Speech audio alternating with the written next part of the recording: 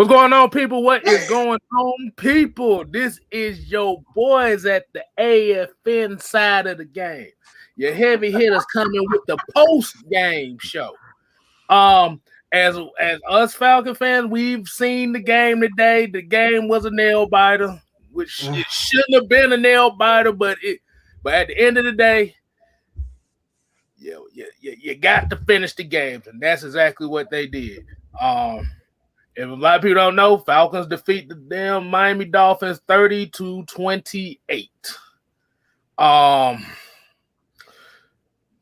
Yeah, damn. Well, there's a lot of takes that. Hey, I was about to say I got one question for everybody that's watching this thing today.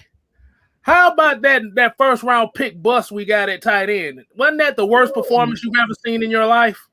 Absolutely. That was the worst performance ever, bro. 163 yards was just terrible. I mean, I know they said he was absolute garbage, but goddamn, I can't believe I've never seen a tight end. A tight end. A tight end that. Oh, I mean, why you do that? The dude suck. He hot garbage. This is what we've been getting from a lot of people. Everybody saying Kyle Pitts was the worst draft pick the Falcons have made in years. I mean, 7 catches, 163 yards is terrible, boy. I'm looking for more terrible games as usual. What's going on, people? What's going on? Man, I'll just start like this. And I'm probably the perfect person to even come out and say this, because y'all know how I've been feeling about this guy for quite some time. I'm proud of Ridley. I'm proud of what I saw. I'm proud of that progression that we talk about. I want to see guys finally get over their weaknesses, and that's what we're finally starting to see. That he isn't. Honestly,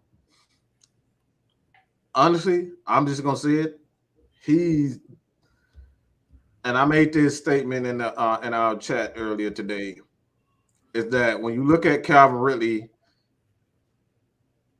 he's never truly had to learn an NFL offense. When we talking about coming from Alabama, he was placed right in there with the guy that he was comfortable with, Steve Sarkisian. He was placed right in there. So he really didn't have to learn how to learn an NFL offense. Now he's having to learn an NFL offense that has nothing to do with a lot of his strengths. When the Falcons drafted him, they drafted him to do what he does. Now he's asked to do something completely different outside of his natural game, and you see it starting to affect his mentality. So I don't know if the rumors are true that it had something to do with his mentality. But what I saw today, man, the dude turning upfield, he getting the catches. He finally got his bill wrong, and look, he jumped up, he got up, he took a massive hit. That was a big time hit from Holland. And he took it. He went to the sideline, got right back in, and that's what Terry Masters preached. It was like sometimes you just need to get your bill wrong to know if you can take it.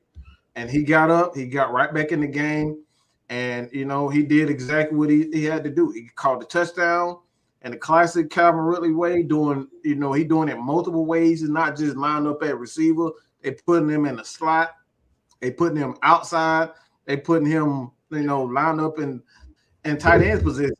Quite frankly, and like I said today, the dude was just, look, man, I'm proud of Calvin Ridley. He really showed what it takes to be a football player.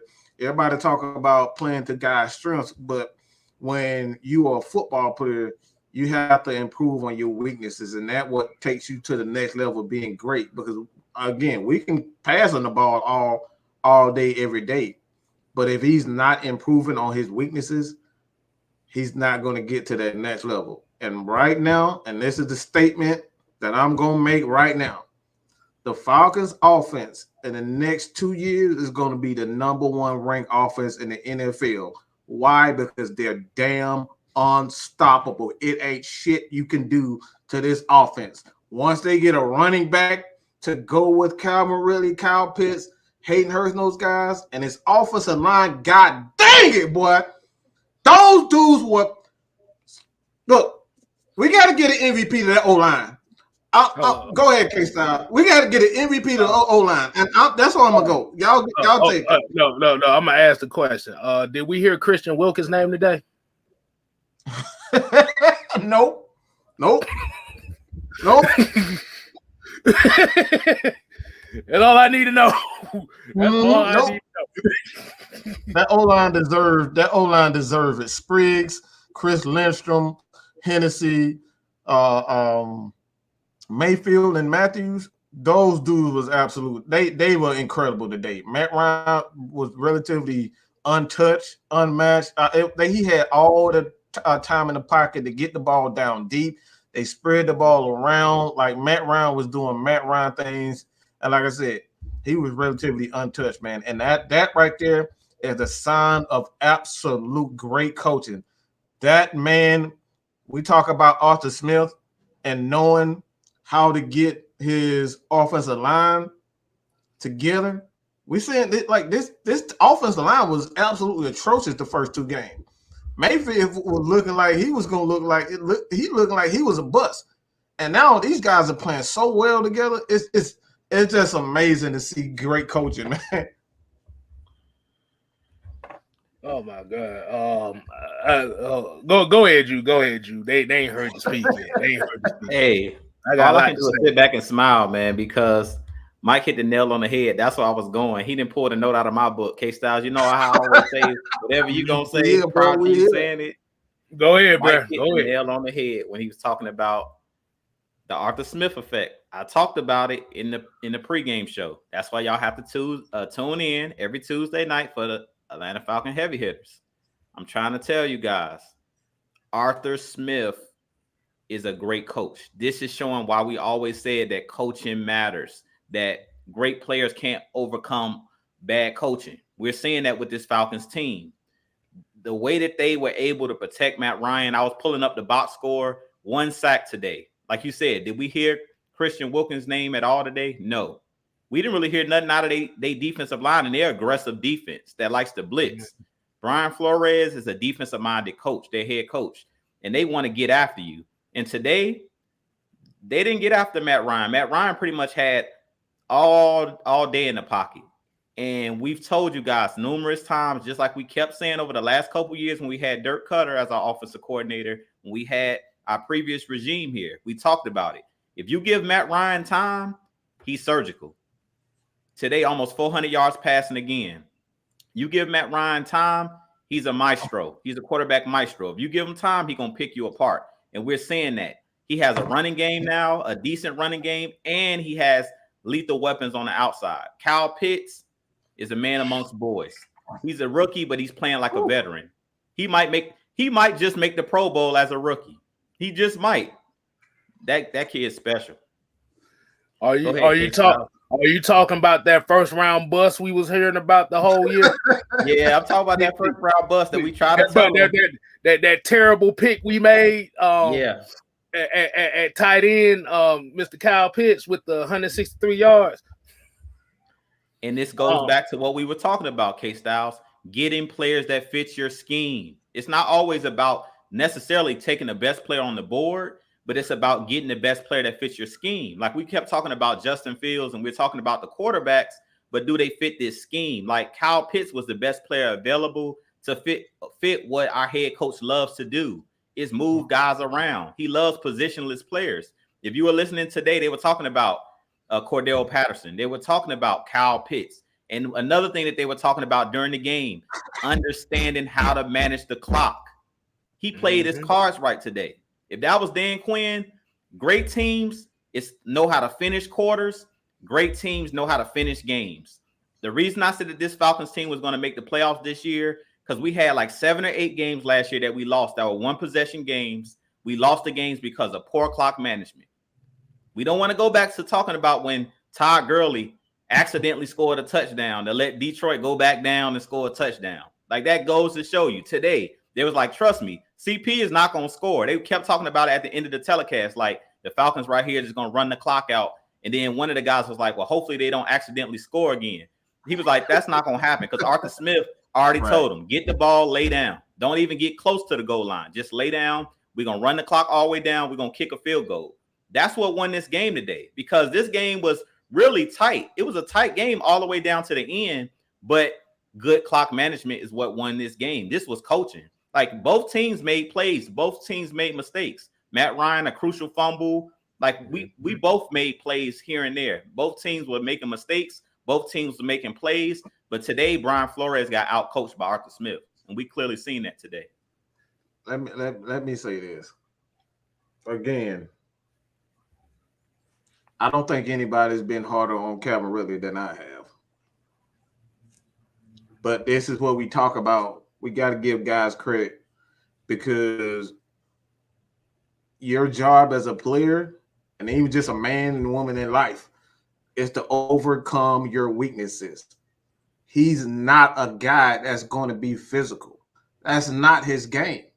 So why pick on a guy and continuously pick on a guy when he's showing you that he's gaining that confidence? He's slowly gaining that confidence. I'm going to be all right. He took that hit. He went to the sideline, got his composure, came right back in. At this point, when he finally gets it, this offense is going to be damn near unstoppable because you cannot match up with Cordero Patterson. The dude was a running back and a wide receiver this game.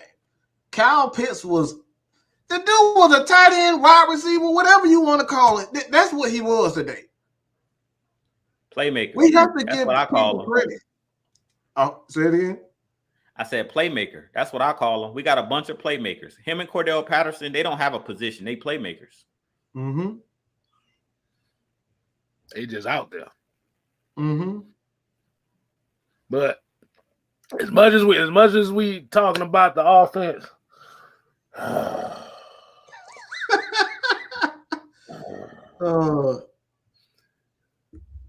this Falcons defense looked half-ass bad today. It wasn't even schematically wise. Well, outside, really just the Miami tight ends really killed us today. They didn't give up nothing on the outside. But the tackling was terrible today. That tackling was bad. Like I said, what I gotta say about Grady Jarrett in that interception, that Foye had. Mm-hmm. Like I said, it came down to Grady, Foye, and Deion Jones to make a play for this defense to keep this team in the game. Right after a bad turnover. That's how you pick up your teammates. Right.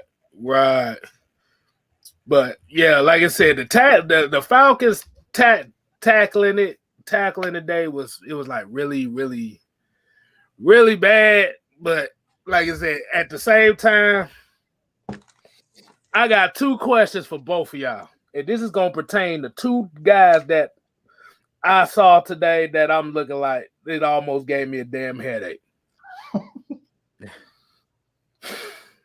Marlon Davidson and Steven Means. The fuck are they here for? I saw nothing from both of them. Did you mean Tyler Davidson or Marlon Davidson? I mean Tyler Davidson. Okay, we know. I know what you meant, but make it clear for the people. Yeah. Let me rewind that.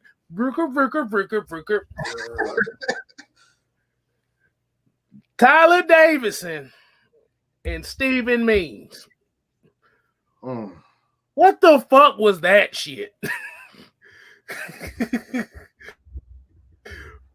I'm just sitting here and I'm looking. I'm just looking. I'm like, I saw Tyler Davidson get in one play. Like he got one play in. And then all of a sudden you forget he's on the field. Steven Means, God bless him. He's a good teammate and all that stuff, but ain't no way in hell this motherfucker need to be starting right now. Ain't no way. No way. No. They were holding the crap out of Ogum Daisy too. That right. Years. Oh boy. Oh boy, Ogundeji was on pace to have himself a real breakout game today after blocking that field goal. But I want to talk about the 2 interceptions, brother. 2 interceptions was big for us today. The 2 interceptions was big. Like I said, and I tell a lot of fans here, we are missing Isaiah Oliver badly right now because we don't really have that physical presence at that rover spot. But I have a feeling that y'all might end up seeing Jalen Hawkins in that rover spot a lot more within these next couple weeks because he's coming up with some interceptions. This is 2 games in a row that he done came up with a pick.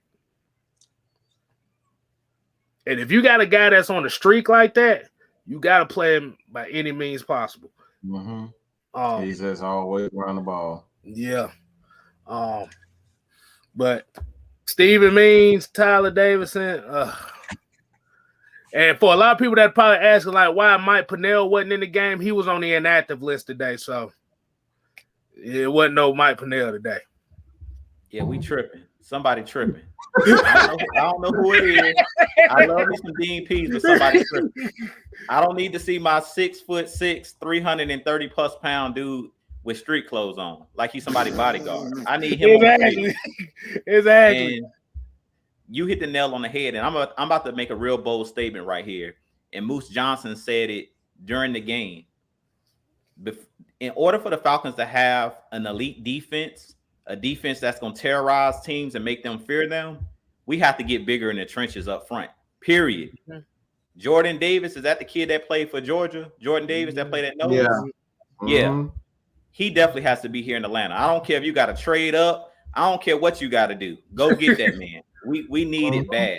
We need some bigger guys in the trenches. Like if you heard Moose Johnson, he said, "Why are the Dolphins trying to pass the ball?" He's like, "Just run right at the Falcons. Just run right at them. They're small in the trenches. Just run at them." And that's kind of what they started to do when we started to wear down in the 4th quarter. That's how Myles Gaskin started to get off. Is they just start running the ball, start playing physical football. You're not going to run around us. We're really fast at linebacker spots. We can run sideline to sideline. But when you start just going at the teeth, that's what you were talking about, K-Styles, with Steven Means, Tyler Davidson, they're going to double team and triple team Grady. So you ain't got to worry about him. And he's not the biggest guy anyway. He's more of a pass rusher or a pure 3 tech. So I really feel like that's the biggest issue with this Falcons defense. We're going to have to get bigger in the trenches. We've been saying that for years, but this draft, to me, you're going to have to go heavy on bringing in bigger guys in the trenches, period. Like, we're going to have to get rid of these Tyler Davidsons, all of these 3 techs. I was watching you guys show on Friday night when Mike was saying for whatever reason, when Dan Quinn was here, all he would draft was 3 techs. We had a bunch of 3 techs on the team, but we didn't have no space eaters. What this team is missing is space eaters. If we have space eaters on this team, we could easily be a dominant defense. We're just too little, and teams eventually just wear us down. If you watch every game, like we wonder why consistently when Dan Quinn was here, this team couldn't finish in the Super Bowl, couldn't finish. You're not big enough. After a while, you keep running into a big 330-pound offensive lineman. I don't care if you Grady Jarrett, whoever you are. If you smaller, you're going to get overpowered after a while. And that's what be happening in the trenches to this Falcons team. We get overpowered, and teams just ain't really figured it out. Because I don't know why the Dolphins started passing it. Just keep running the ball. Eventually, we're going to get tired. Just keep running. Teams go away from what they strong suit is. 5-yard takedowns. Like, Tua going to have to he going to have to change his game. Go ahead, K-Style. I'm about to say, we got a couple super chats here, man. Sheldon Brown with the $5. $5. He said, "Not getting on you, Jew, but a couple weeks you were saying the Falcons should have drafted an offensive lineman. Be patient. Love you, though, Jew." Hey, he hit the nail on the head. Hey, I'm not running from it. I did say that in the first game because we looked absolutely trash up front. And if these guys didn't improve, like as Mike was talking about with Jalen Mayfield, the dude was over there looking like he was about to cry on the bench. Yeah, I was frightened at how he was looking. I didn't like the way he was responding to the coaches. I ain't like none of that. He was getting bullied. I'm going to say it straight up. He was getting bullied. Now, I agree with him. This is why you got to wait and see and be patient. Mike been saying that. Wait and see. Wait and see. I love Kyle Pitts. What my point was, I don't care how good you are on the edges. We had Julio Jones here last year, and we won 4 games. That's just my point. Mm-hmm. That was my point as far as you want to bring. We might have drafted the wrong guy. But Pitts, he doing this thing. I was the main one saying that we needed to get Kyle Pitts. But this is why we say wait and see. Because I was a prisoner of the moment. In that first game, I was pissed off because the Eagles kicked our tail all over the field in our home. And then they fans came in and kicked our fans out of our own stadium. I don't know if you guys seen that clip. But they pretty much kicked our tail in our own stadium and then told us, nah. Hey, goodbye. Like they were literally waving by to us on the escalators. Like, see y'all later. They had this shit all over the social media. And I know this for a fact because I actually have a friend that works at the stadium, man. He was telling me that them Eagles fans was giving the Falcon fans the business. Look, that showed me that Sheldon Brown actually watched the show because he's telling the truth. The first game, after that first game, I said if that offensive line didn't improve, we was in trouble. But look, they proved me wrong, and this is why we say wait and see because we don't know. That's K-Styles' favorite line. We do not know because I ain't see this turnaround coming. I'm just gonna be real with you guys. I didn't see this that Mayfield was going to turn it around this fast. I thought it was going to take him at least a season or two to actually, get his act together. But this goes to show you when you get used to an inept coaching like we've had previously. Bingo. But these guys know how to coach. Yeah, these guys made the adjustments, and we're seeing what real coaching looks like. Within 5 games, Mayfield looked like a totally different player. All right. Also, this was from earlier. This is Antonio Jordan with the $1.99 super chat. $1.99. Definitely appreciate that, man. We try to make sure you wasn't forgotten on that one. Definitely. Then we also got a $10. Holla. Said, what's up, AFN crew? Been under the weather. Looks like we're going to win close ones as this team evolves. What are your thoughts? I mean, like you said, the main thing is, and we say, you got to finish these games. It don't matter who's is against, whether the team be 5-1 or 0-6. You still got to finish these games. Like I said, was this a perfect game? No. But the thing about it is when you're talking about teams that's trying to make that leap is how do you play and how do you finish those games that you didn't play well in? That's the biggest difference between a team that's just mediocre and a team that's looking to be good. But definitely, Dwayne Body, definitely appreciate that one. Appreciate that $10 super chat. But yeah, man. That goes into what I was saying about Calvin Ridley is because, look, Calvin Ridley gonna be okay. But it's the small things that we talk about that's gonna make him an elite core. I want him to be elite. And this is why I'm celebrating the small things like him turning upfield, him gaining the confidence to turn and take those big time hits because he got rocked. That was a perfect on point hit by Holland, and he stood in there and look, he made this is the biggest point. I always say this: great receivers make the big time catches and big time moments, and he did that today. That's what we're talking about. Being able to make that, because you see Julio, one thing Julio, you never had to worry about Julio is him not making that big time catch on 3rd down when we need it most. Him being able to catch that ball going over 2-3 people head, getting his leg taken out on it, he fall on his neck, and he still come down with the ball. Those are the moments when you say, especially for the defense, like, damn, this dude done fell on his damn neck and he still caught the ball. What the hell am I gonna have to do? Like, put him on a stretcher for him not like these are the things we're talking about. This is stuff we're talking about with Julio. Even though Julio having issues, right now with his hamstring, but when Julio is healthy, when you need that big catch, this is where you can count on Julio. That's where I want. This is why I'm celebrating those small, because there was another play with Calvin Ridley too. When we needed that first down, He didn't sit there and he didn't go sideways. He took his ass straight up. He went this way. He went this way. He went that way. He went that way. That's the small things. Those are small victories, but the small victories is what win games. If he doesn't get that first down, you could potentially get Ryan sacked. If he doesn't, that's second down, third down. So these are the small, intricate details we always talk about, the little things that goes into finishing the game. Oh, hold on. Well, before we get to the South Side right here goes Sheldon Brown with another $5 super chat. He said, "Juke, not just Georgia." He said, "Hell, get the whole Georgia defensive line." I'm right along with him. What I always say, K-Style, strength in numbers. If you can strength in numbers, you get them from the best schools. 6 guys that can give me 5 sacks, that's all I need. You don't need one guy getting you 20 sacks. If everybody pull their weight, we good. Like that's all I always say. We need a bunch of dogs on the line. We don't need one guy. Like if you got one guy, what if they get hurt? Like look, Dante Fowler went down. If you got a great pass rusher, Von Miller a couple years went down with an injury. You got to have a gang of guys that can come get you a bunch of, get you a handful of sacks. And that's what it is. But far as what I'm saying is we got to get bigger. So we need a pure nose. Grady's not it. Mike Pennell really right now on this team is that pure nose. So to me, I don't want to see him inactive no more. I don't care what you got to do. If you got to take Tyler Davison helmet, take his helmet and put Mike Pennell out there. Let him be Mike Pennell bodyguard.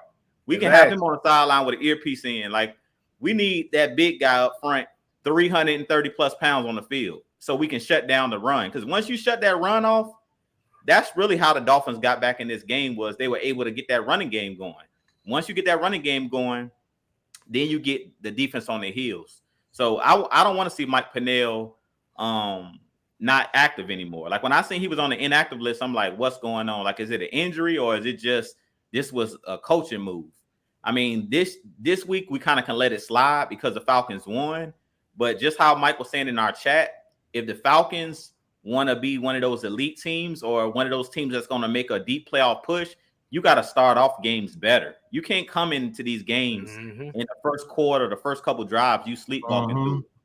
Because teams going to get up 21-0 on you. Like, you play a team that's competent, you're not going to be able to do anything. Like, if you go down 21 points, 17 points, you in trouble.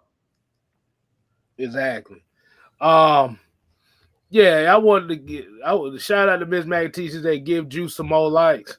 But Sheldon Brown came with another $5 super chat here. Hold on, I'm trying to appreciate that shit. If I can get it to come up, hold on. Let me. There you go. We did that one already. Okay, never mind. I thought that was something different. But I wanted to get to this. My player partner, she said she liked how Arthur Smith managed the clock and time of possession. Yeah, that was a big key today. But I want to get to this comment right here. This is Southside 21. Xavier Howard been holding a lot today. Man, that man was holding.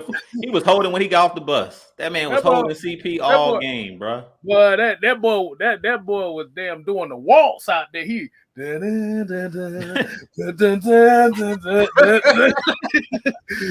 boy was waltzing. That boy was at the Sadie Hawkins dance as much holding he was doing. Lord have mercy. But what is so by looking at that and all the holding this he did, would you still put him in that upper echelon as far as corners? Hell no. or is he's taking the mantle from Marshawn Lattimore as being a guy that holds a lot?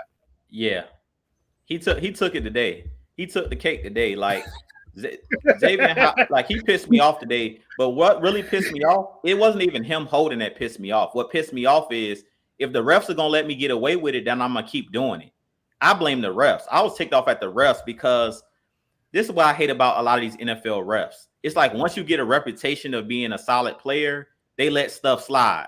Like I've seen Patrick Peterson, I've seen Richard Sherman. These guys is holding their tail off. I've seen Marshawn Lattimore holding their tail off. Jalen Ramsey, I've seen these guys get away with holding calls that other guys wouldn't get. Like today, it was a couple calls where Fabian Monroe, it was close. And I was like, oh man, I hope they don't throw the flag, because his reputation this season so far he's been holding. So I'm like, oh man, these refs are not going to give him, like, he's never going to get the benefit of the doubt. And that's kind of what pisses me off when you have one of those elite corners on your team. How many times we've seen Julio Jones get held and they ain't called nothing? A couple years ago when we went up to Seattle, I believe it was like the second year of Dan Quinn's regime, we went up to Seattle and Matt Ryan threw that deep bomb to him for the game winner, basically. And Richard Sherman and Earl Thomas basically just held Julio. Like it was blatant pass interference to the point where Dan Quinn threw his hat on the ground. He was punching at the refs like, come on, that's PI, that's PI. Like, that's what pisses me off. When players get on that upper echelon, they're like a Pro Bowl player, they get away with stuff that other players wouldn't get away with. I'm like, just call the game fair. I don't care if this dude is elite. If he's holding, period. And leave it at that. Like, don't leave it at, well, this is Tom Brady, or this is this one, or this is that one. So what? Just make the call. Make the right call. I don't care who the player is. I don't care if you're a star. We've seen Matt Ryan. This year, Matt Ryan's finally starting to get some calls. Matt Ryan's been known for getting hit late and never get the call. This year, I don't know what happened. I don't know if somebody got paid off. But this year, Matt Ryan getting the most roughing the passer calls that I've seen. I'm never used to seeing Matt Ryan get roughing the passer calls. He usually on average get like 2 a season. He done got about 6 of them already. I'm like, exactly.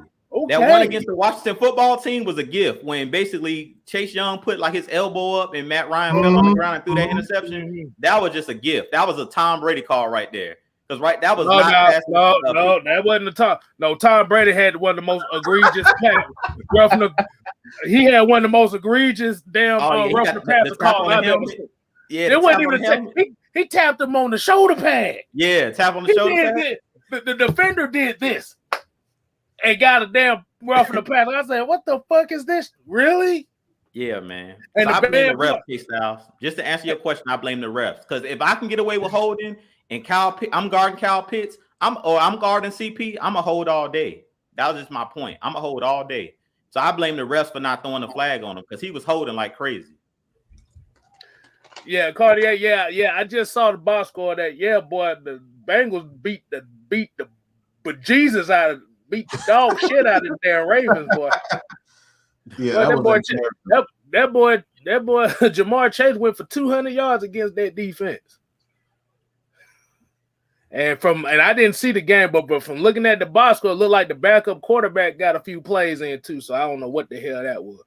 But also, another news for the game: your boy Patrick Mahomes is getting his bell rung in Kansas City right now. Yeah, he went down with an injury. So for a lot of those folks that say offensive line is not important. Not only that, but that defense in a running game. That offensive line is atrocious, man. That defense is just atrocious. They can't stop anything. They can't stop they can't do anything right. The pass defense is I don't even know what to say. It's so bad. It looks worse than the Falcons defense last year. And that's hard to do under Dan Quinn. That defense can't stop anybody.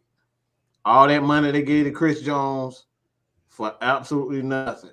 That they have not gotten better at the corner position. They haven't gotten better at the safety position. The linebacking core is just absolutely atrocious. And they're just stacking the offense. This proves once again, doesn't matter if you have a great quarterback. You cannot overcome bad defense. You can't overcome bad coaching. They got stomped out. And it's like I said, it's embarrassing to see them just put all the onus and all the pressure on a one quarterback who's supposed to be one of the greatest. They already putting him on Madden covers and saying the GOAT against the GOAT. But once again, when you get ahead of yourself and you start labeling people GOATs and whatnot, this is the reason why I have this wait and see philosophy, because one season can change how you go out throughout your entire career.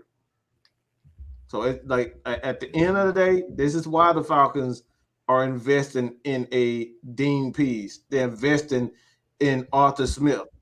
What works in the NFL, playing solid defense and really just ball control. As much as people hate ball control is how you win games.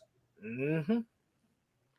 Run the ball. We talked about it. When you take that physical element out of the game, that's what Kansas City is struggling with on the offensive side of the ball too. Like you were saying, Mike, when you kept saying early this season that Arthur Smith and this coaching staff is not relying on Matt Ryan to win every game or lose every game for us, that's what the Kansas City is doing. And they're finding out that football is the ultimate team sport. I don't care how great your quarterback is.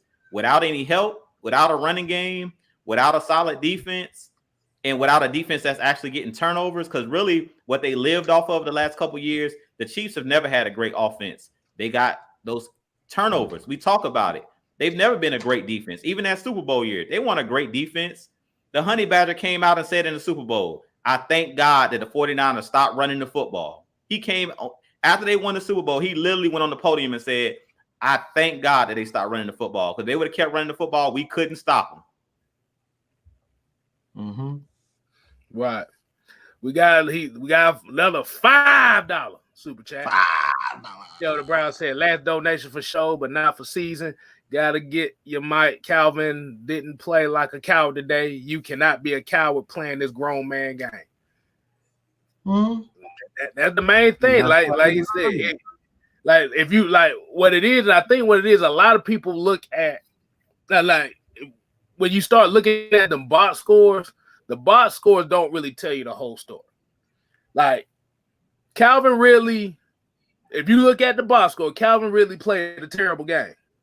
But the thing about it is, when it came to getting certain catches at certain critical moments that helped this team, Calvin went that way. You see where I'm pointing my finger at? He went this way. You see where my face at? He went that way. That's all we ask from him. Like I said, just go forward. Like I said, let your momentum take you forward.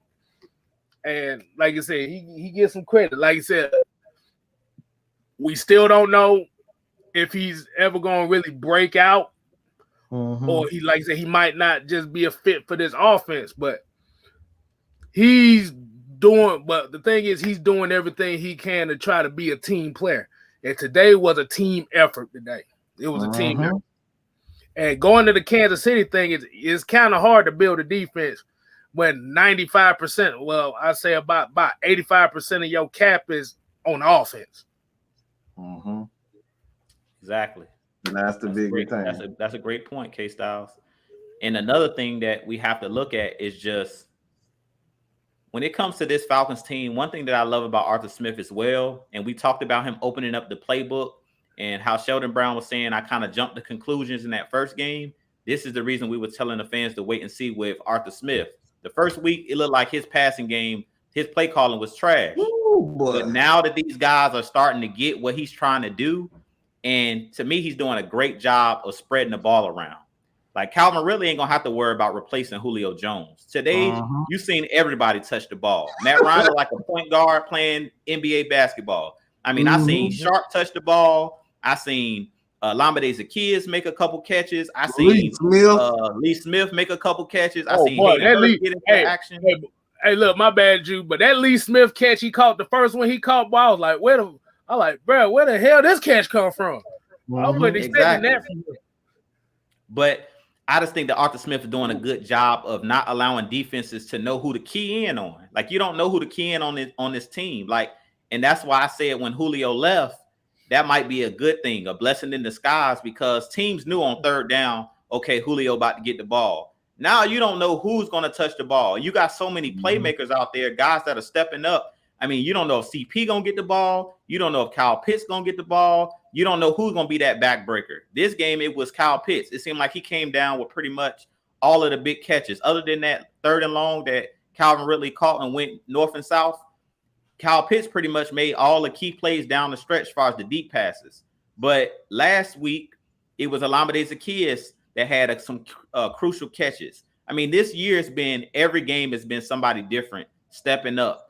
And that just goes to show you great coaching. Like I said, you can't win off just one person. It's going to take a team.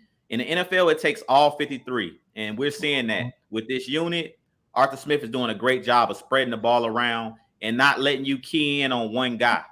Even though CP was killing the first couple weeks and he was dominating, now you don't know what to do because it's like, man, all of these other guys are talented as well. And we still got guys we still ain't even seen. Like, we ain't even seen Frank Darby. We don't know what he is. Oh, wow, I forgot about that. Good gracious. Yeah, we haven't seen that. Boy. But yeah, it's going, like I said, that's why I kind of feel like we haven't really seen the full potential of this team yet. Yeah, and Tony Wright here said, and the commentators and media are making excuses for Kansas City and feeling sorry for them and Mahomes. I'm like, no, y'all can't do that now. You got to show the same energy for every other team. I mean, y'all said y'all, like Mike said, and like Juice said, and everybody AFN said, this is why we say you cannot denote somebody as the next great thing. Mm-hmm. I give you an example. And this is going to fly over a lot of people's heads because they probably don't even remember this. I remember a point in time when they was talking about Peyton Hillis was going to be one of the top running backs in the league. I don't know if y'all remember that. Made the Madden cover and everything. Ah, there's a hurricane coming through. But, bro, yeah. he's supposed to be the I don't even want to say it. I'll keep that to myself. But they anointed him to be the greatest running back in history. They had that man on man. That man had so many commercials. This dude was supposed to be anything. The next year he fell off the face of the earth. So that's the reason why I even said you gotta, for me personally, you gotta give me 3 to 4 consistent years before I say you even an elite player. You're good, you're great, but you got to give me 4 years of consistency before I know what you are elite. Hey, look, Drew, true statement here. Say it's funny how I don't hear no one saying we should have drafted Justin Fields anymore. Exactly. Could they? I'm about to say, because like I said, we ain't really been getting bombarded with shit about Matt Ryan for the last month and a half now. So yeah, them cowards on level. We ain't forgot. I know y'all still watching. Don't try to hide now. Them, hey look, them the folk that be downvoting everything we do. That's why the thumbs down come when we come from them. At the end of the day, it's about having the right scheme and playing to your player's strength. And when you have a quarterback, it makes everyone's job so much easier because now you can just do your job and just be an athlete. That's what Kyle Pitts is doing. He's learning what the defense, how they're. This is the scary part about Kyle Pitts. Right. Is that he hasn't learned how to beat linebackers yet. He hasn't really learned how to beat defenders yet. He's doing what he's told, and he's out there snagging the ball with one hand and doing this. He hasn't even learned the game yet. That's the scary part about this dude. It's unbelievable to see a guy who has not learned the game putting up the like I said. I knew he was special when I saw this. When I saw at the University of Georgia, before we even drafted him, long before we drafted, when Georgia literally put everybody, and the commentators was like, they literally put safeties. They rotated at least 5 to 6 guys on Kyle Pitts, and he destroyed every last one of them. That was the point. I was like, okay, this guy's the real deal. And now we're seeing we're seeing that there's literally nothing you could do with this guy, especially with a guy like Matt Ryan at the helm, because Matt Ryan he's going to put it in his vicinity And with Kyle Pitts, all you got to do is just put it anywhere. Low, high. He's going one hand, two hand, three hands. The dude gonna find a way to get another hand on the ball. Like that's how special he is. He gonna grow. He gonna magically grow another arm and catch it with that arm too. That's how damn good he is right now. The dude is that damn special. Yeah. Hey, look, we got a couple comments. He's talking about Bo Gus said 0-17 crowd bitter as a motherfucker right now. They are, but because what it is like I said, they saw the first two games. And this is what everybody's talking about. You gotta hold your damn horses. You don't know what the fuck is gonna happen. Like I said, you saw the first two games, you thinking, okay, this is gonna be that type of year. So, like, yes, he's struggling. Yes, we can prove everybody AFN wrong. But like I said, he hasn't really had a bad game since. The fumble he had was like I said, that looked bad at the moment, but he came back and drove him down the field. Like I said, them dimes he put. He hit the ball from behind. He smashed the ball. That again, those just great defensive plays. And it's not always bad plays. Sometimes the defense just sometimes everybody else make better plays. That's simple as that. Right. But them damn dimes he was putting on Kyle Pitts today was some things of magic. That was nasty, boy. That was great. That was a thing of magic. And when it mattered most, he drove the team down in field position and won the game. That's all that matters. He finished it. You know what I'm saying? Like, he made that mistake, but he made up for it because he finished the game the right way. So, yeah, he had that crucial back-breaking fumble, but when it was time, this is why he get paid the big money. This is why they called him Matty Ice. When it was time to ice the game, he drove him down the field, and it was nothing the Dolphins could do about it. Right. And shouts out to Twisted Torch TV, man. Y'all make sure y'all go ahead and support him as well. Show him some love in this chat as we speak. But he said, I'm happy with the game plan. They're improving week by week. Yeah. I mean, like I said, if you look at the route concept that they was using for Kyle Pitts was not a tight end today. Not them routes. Right? Like I said, Kyle Pitts, he still got a little ways to go before he really becomes dangerous. He still got a ways to go. But what you're seeing right now, you're just seeing just off of his pure potential right now. But until he really gets his game to the next level, y'all, if he gets his game to the next level, y'all gonna really see something. Look, y'all seeing something special now. Y'all might see something like magical once he gets his true game out the way. Yeah, I agree. I mean, right now he's playing off pure athleticism. Like, once he gets the understanding of the game down, like where the holes are in the defense and zones and stuff like that, once him and Matt Ryan gets on that same level, kind of like him and Julio had, where you know how to improvise, like when the play breaks down, that's really what he's going to become, a back-breaking player. Because right now, everything is kind of on script. We've seen Matt Ryan and Julio do a lot of stuff off script when the play break down. Like when you seen Matt Ryan fumble, he was waiting on somebody to break open. So he just took off and ran because nobody kind of broke their route off. Because at the time, you go back and look at that play, they showed that play after Matt Ryan fumbled, they replayed it, and they basically showed that it was nobody open on that play. When Matt Ryan kind of was trying to improvise, he was waiting for somebody to break their route off. So those are the things I think that with Kyle Pitts that he's going to be able to improve upon. And then his route running. Like we were talking prior to the show of kind of how he rounds off his routes right now. He's not really a crisp route runner, but that comes with time. You know what I'm saying? And because he's not a pure wide receiver, it's going to take him time, to get used to lining up outside. Right now, he's just out-bodying everybody. Like, if you look at the pass plays today, he doesn't create a lot of separation. Like that one play that he caught on the sideline at the end of the game when Howard was draped all over him and Holland was coming over the top, it was like nowhere for Matt Ryan to drop that ball in. It was just perfect ball location. And he would just out physical them pretty much.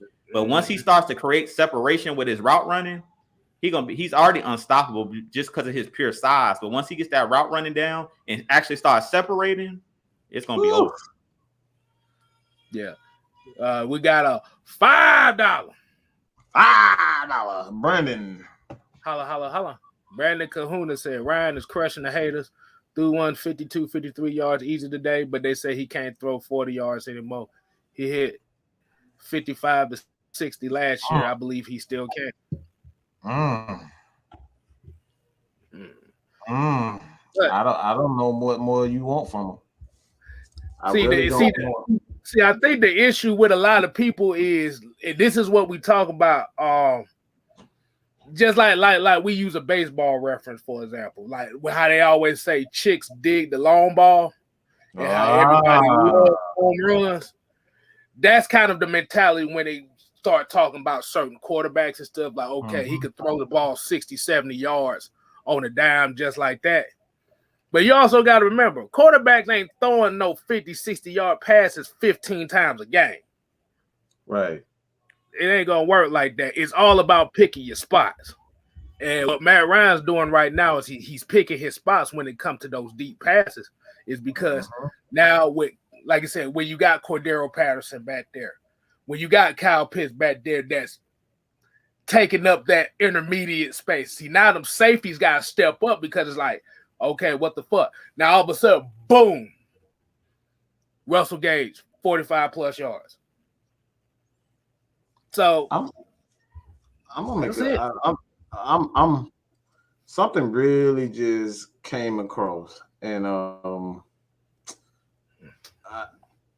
one thing I think, and I'm gonna just switch just a little bit, but what I'm seeing from this Falcons offense, and I want a lot of people to really focus on this, is that Ju alluded to it earlier, but when you look at the direction of this offense and how they're going to draft, they're only going to trade up for generational type guys. They're only going to draft generational type talents.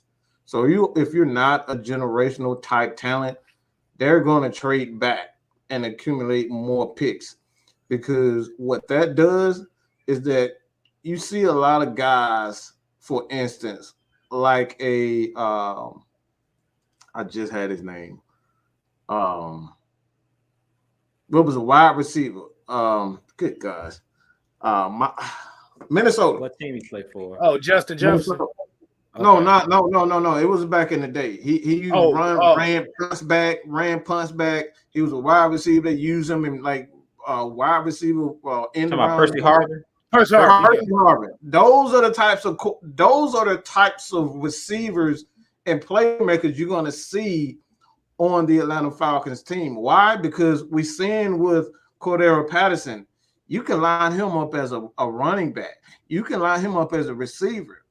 They don't know what they're going to get. And with Arthur Smith, that's exactly what he wants. He doesn't want you to get a beat on what he's trying to do offensively, because you can see the adjustment that teams are making. They're trying to cover Kyle Pitts. But guess what? He has no problem with checking the ball down to a Lee Smith. He has no problem with checking the ball down to a Russell Gage, who's just a slot guy. He has no problem with checking the ball down to Olamide Zaccheaus. These are the things. These people are not going to cost a lot. You're not going to get, you're not going to draft these guys at 5 and 6. You're going to get these guys in the 3rd round, in the 4th, 5th, 6th, 7th. Like, this is, get used to some boring ass picks for the Atlanta Falcons. Why? Because they fit in this scheme, and you don't have to pay a lot of money for them. Falcons already don't have a lot of money to begin with, but when you have guys like a Cordero Patterson, who is a damn, like I said, the dude is just a baller. He's just a playmaker. That's what you're going to see on this Falcons offense. They're going to draft a ton of playmakers, some physical guys up front, the offensive linemen, and they're just going to have a ton of playmakers, a ton of Alvin Kamaras, a ton of Percy Harvins, those types of players. That's what you're going to see with the Atlanta Falcons. So get used to it. Get used to some boring ass picks for the Falcons. So what you're going to say is we're basically going to be looking at a bunch of guys that that have no positions at all. None, like Millie Mills, positionless. Yeah. Yeah. But CK22 here said, how the fuck are you supposed to get behind the ball if you're constantly on your back foot because the damn line couldn't hold up? That's what we saw the past few years. Mm-hmm. Exactly. That's what I talked about. It's like Matt Ryan, when you give him a pocket and he can step into his actually step into his throws, that's when you unlock, and you give Matt Ryan a running game. Like at the end of the day, Mike had said something about making a living off of making the big play. I think it was either you or Mike K. Styles. When y'all were talking about making the big play, that's really why the Kansas City Chiefs are struggling, because they're known for making big plays. They're not used to having to methodically, drive the ball down the field. Like what you're seeing out Arthur Smith, where you're mixing the run, you're mixing the pass. When you get used to Tyreek Hill taking it to the house on 80-yard plays, when you get used to Travis Kelce making 50-yard catches and stuff like that, you're not used to methodically getting the ball down the field. And teams have kind of caught up to that Chiefs offense where they're just backing their safeties up. They're just leaving two safeties over the top and saying, you're not going to throw a bomb to Tyreek Hill. And if you do, we're going to intercept the ball or we're going to knock his head off because we're going to keep a guy over the top at all times. And they're kind of frustrating Patrick Mahomes and frustrating Andy Reid because their offense is a down the field style offense. So that's why they're kind of struggling. And that's what we're seeing out of Arthur Smith is like what Mike was saying. Matt Ryan is willing to take what the defense is giving him. If you're going to give me these small, slant patterns and stuff like that underneath, I'm going to hit CP for 4 yards here. And if y'all notice today, a lot of the routes with Calvin Ridley, they were just throwing the ball to the sideline. It was a lot of just stop routes where he would just run 5 yards up, stop. And they were smart, methodical offense. I love the game plan of Arthur Smith today because he tried to keep the team out of 3rd and long. And that's why I told you guys heading into this game, I wasn't worried about Jason Spriggs because I knew that Arthur Smith wasn't going to put him in positions where it's a lot of 3rd and longs where you can just pin your ears back and get out the Matt Ryan. If you look at this game, they did a good job of keeping it like 3rd and medium, 3rd and 5, 3rd and 4. So you don't know if they're going to run the ball or pass the ball. And you can do anything when it's 3rd and medium. They couldn't play sticks defense. Like when it's 3rd and 10, 3rd and 13, another thing we did good in this game, and K-Style's going to love this, we didn't shoot ourselves in the foot with penalties. How many times we've seen early this year, especially in that Eagles game, where we were starting off 1st and 15, 1st and 20 because of false start penalties. You didn't see that in this game. So that's why I say I love what Arthur Smith is doing with this offense, with this team, like methodically just driving the ball down the field, as Mike talked about, possessing the football, just shortening the game. That's why I said we were going to win more games this season, because we're not going to give you opportunities to beat us. When you keep giving the other team opportunities to beat you, eventually they're going to make the plays to beat you. And today, they pretty much took the air out of the football. We 1 win away from our total from last year. Exactly. And think about it for a second. No. Here's another thing. Think about it. This is the first time we've been at 500 in almost 3 years. Yeah. Think about that for a second. Yeah. Yeah. So this is already a well coached. This is what we talk about. Like a lot, you're not going to get a lot of people covering the small or intricate details of football because it's not something that's exciting. Everybody want to see 500 yards passing with Matt Ryan. You're not going to get that anymore. Every once in a while, you have Matt Ryan passing for 400 or 500 yards. But what you're going to see with the Atlanta Falcons now, you're going to see Matt Ryan with 250 and 4 touchdowns.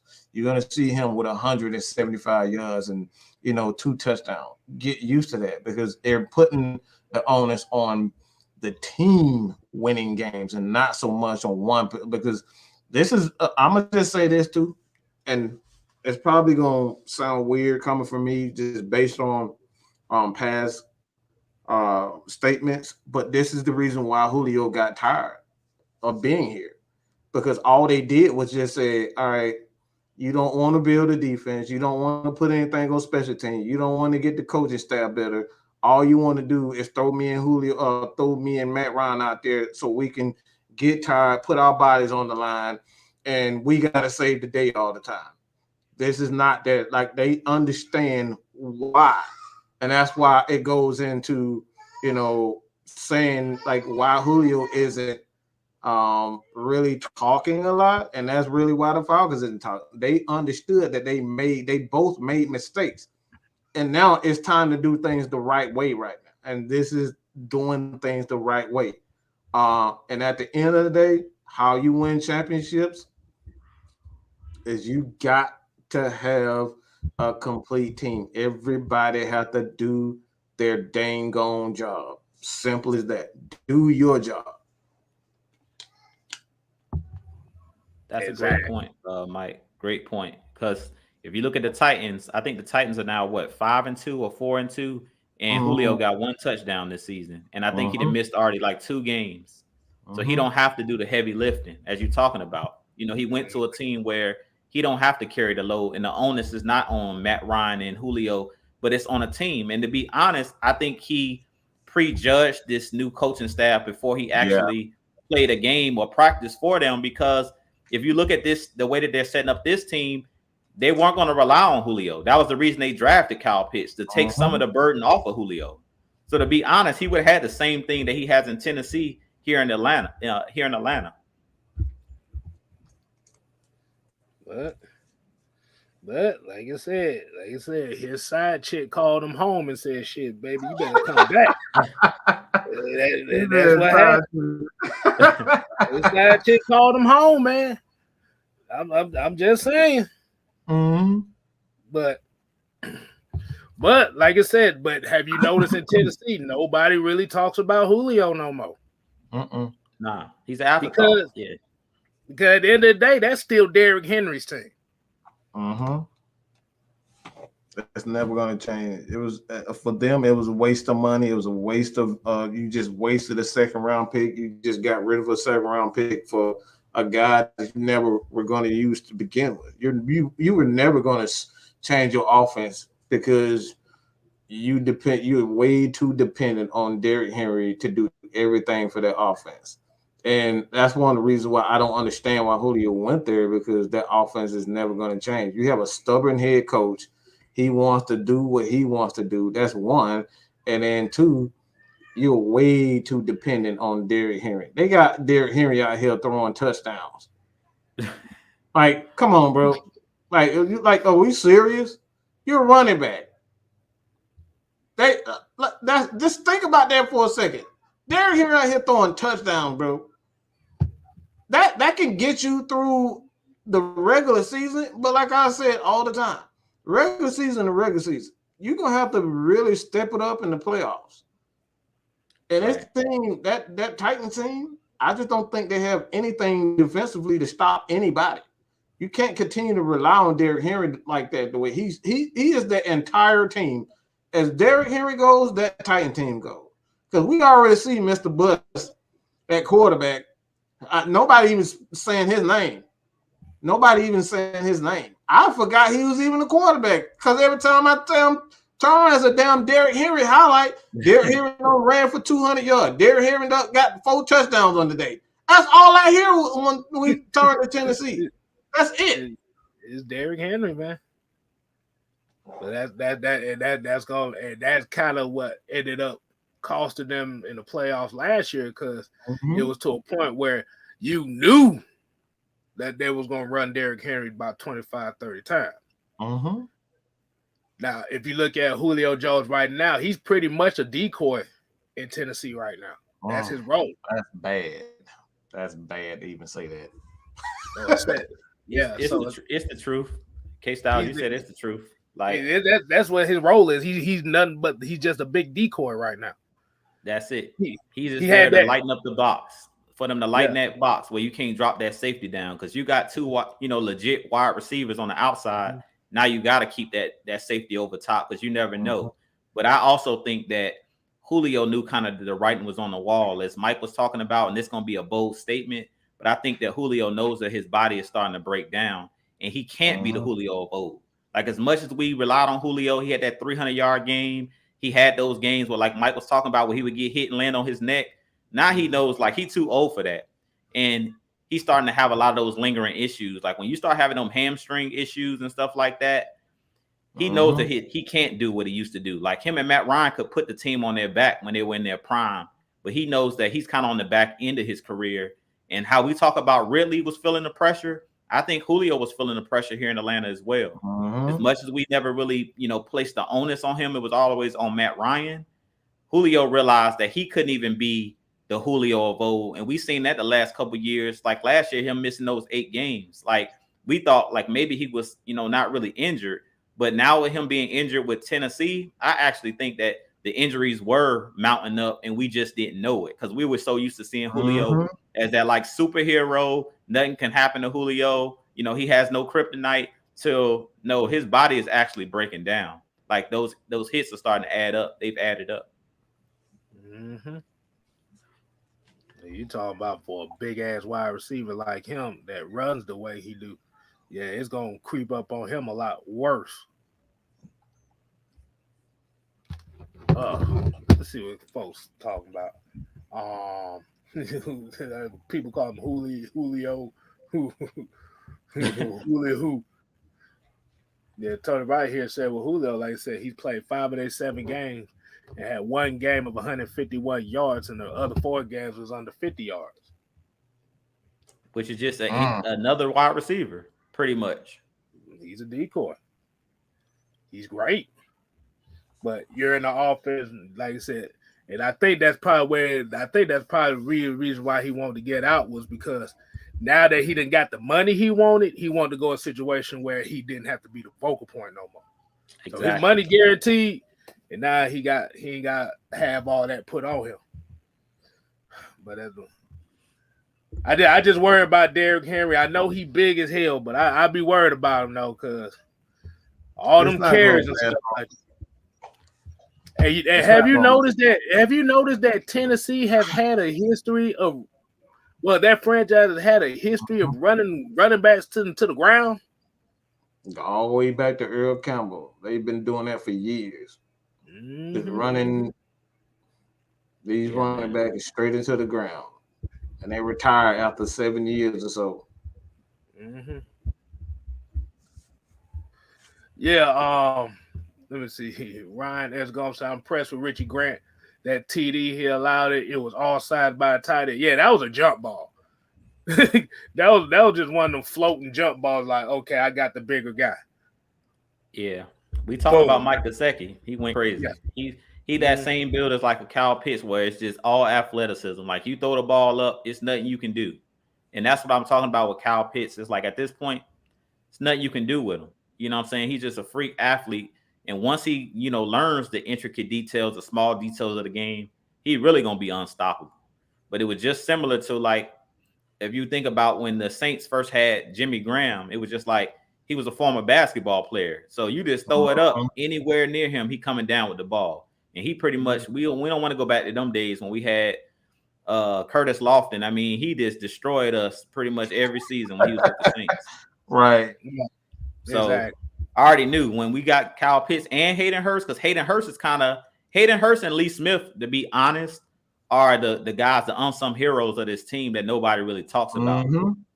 They're the ones doing the dirty work for Kyle Pitts to actually have those spectacular plays. Because you see Hayden Hurst and Lee Smith are the guys running those underneath routes, the guys that are blocking, that's doing those small things and moving the chains in the clutch. So, like I said, Arthur Smith, man, that dude, he's special. And this is the reason why, going back to us, bringing him in as our coach, that's the reason why I wanted an offensive coach. Like we're seeing Matt Ryan, this is his first head coach that's an offensive-minded coach. And it's something about having that great head coach as that offensive coordinator and a great quarterback. You have it in Green Bay with LaFleur, Aaron Rodgers. You have it in Tampa Bay with Byron Leftwich calling the plays for Tom Brady. I mean, you see all these young teams that have that great head coach and has that good quarterback. It's something about that matchmake that just makes it special, especially because the game is an offensive game now. As much as we love the defense and stuff like that in the trenches, you got to be able to score points based off of the way that they call the penalties now. Hey, I 100% agree with you on that one, Drew. But, oh, man, so let's see. Looking at this game. What do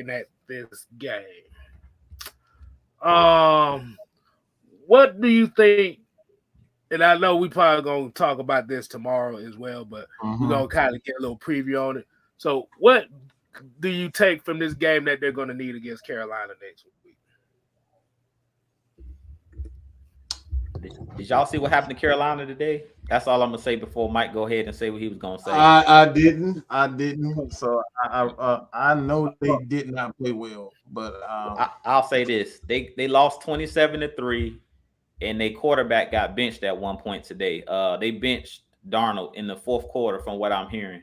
At some point, he got benched because they said he was playing bad. So the same team that people told us was nobodies, the Giants, when we got our first win, the same people that said the Giants are trash, y'all came back and beat them, they're nobodies. They pretty much just dog walked the Panthers. I mean, they just dog walked the Panthers today. 25-3. I mean, but Sandra, wow. 16 for 25, 111 yards, and an average of 4.4. Yay! Shit, Jesus Christ, that's awful. All you were doing was really checking the. Oh my God, PJ Walker. The dude was 3 for 14. How are you 3 for 14 playing quarterback? I'm gonna say this before you go too, Mike. Just some history on the Carolina Panthers, because y'all know that I love my little stats, facts, and the truth. They started off 3-0. Everybody was crowning them. We always say wait and see. They're on a 4-game losing streak since then.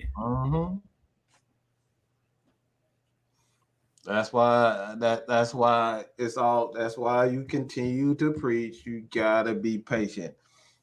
You can't jump to conclusions after a few games.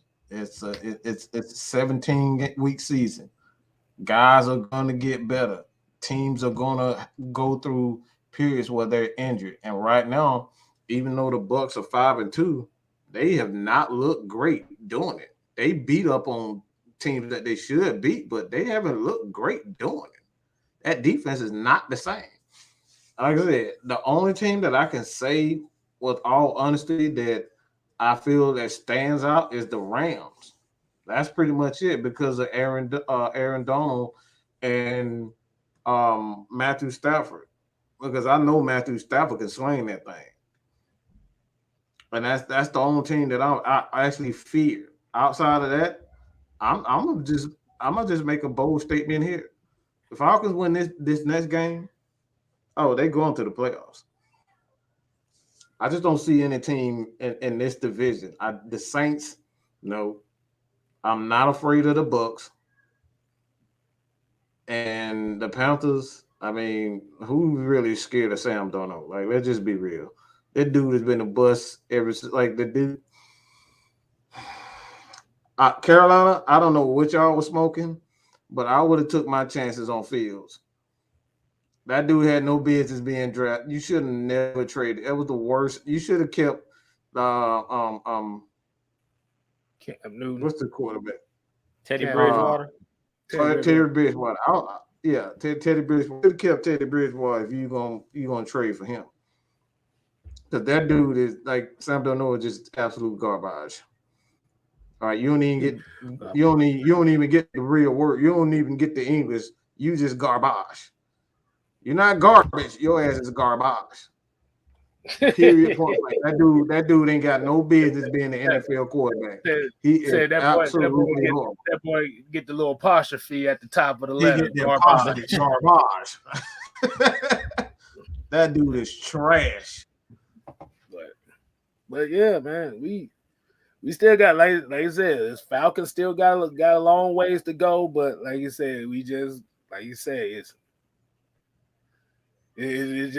got to go week from week, and we got a $2 super chat for Popcorn. Said no, Matt Ryan haters today. Crickets. Yeah. Here you go. Here's another. Somebody else said they said Sam Darnold was better than Matt Ryan. Yeah.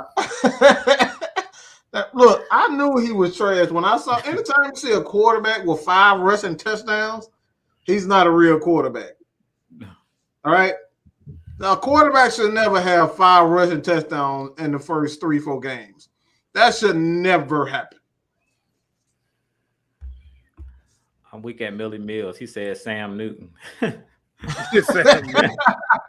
I think they'd rather keep Cam Newton than Sam Darnold. I'll tell you that much. Oh boy, I would rather kept Cam. that's Newton. basically what they're doing. That's basically what they're doing. And we already seen little CMC. That dude, man, good God, they done ran him into the ground. So I don't know. Like I said, at the end of the day, I don't know what the hell Carolina plan is, but it's not a very smart one. You can tell they got a bunch of dummies that just they have no direction. They just drafting players just for the hell of it, because they absolutely have no direction whatsoever. Who the hell trades when you got Lance? You got an opportunity to get Mac Jones. You got an opportunity to get Justin Fields, and you trade for an absolute bust who has shown he's done nothing. He's done nothing. He's shown nothing, and you trade for this guy. That organization is trash, and I'm gonna just say it like that. And sorry, Carolina Panthers fans who watching, but that organization is absolute trash. And I will right now. I'm telling you right now, they need to fire the owner. If it's possible to fire the owner, they need to fire the owner, because he then came in and blew that damn team up, and he pretty much did the exact same thing that they were before.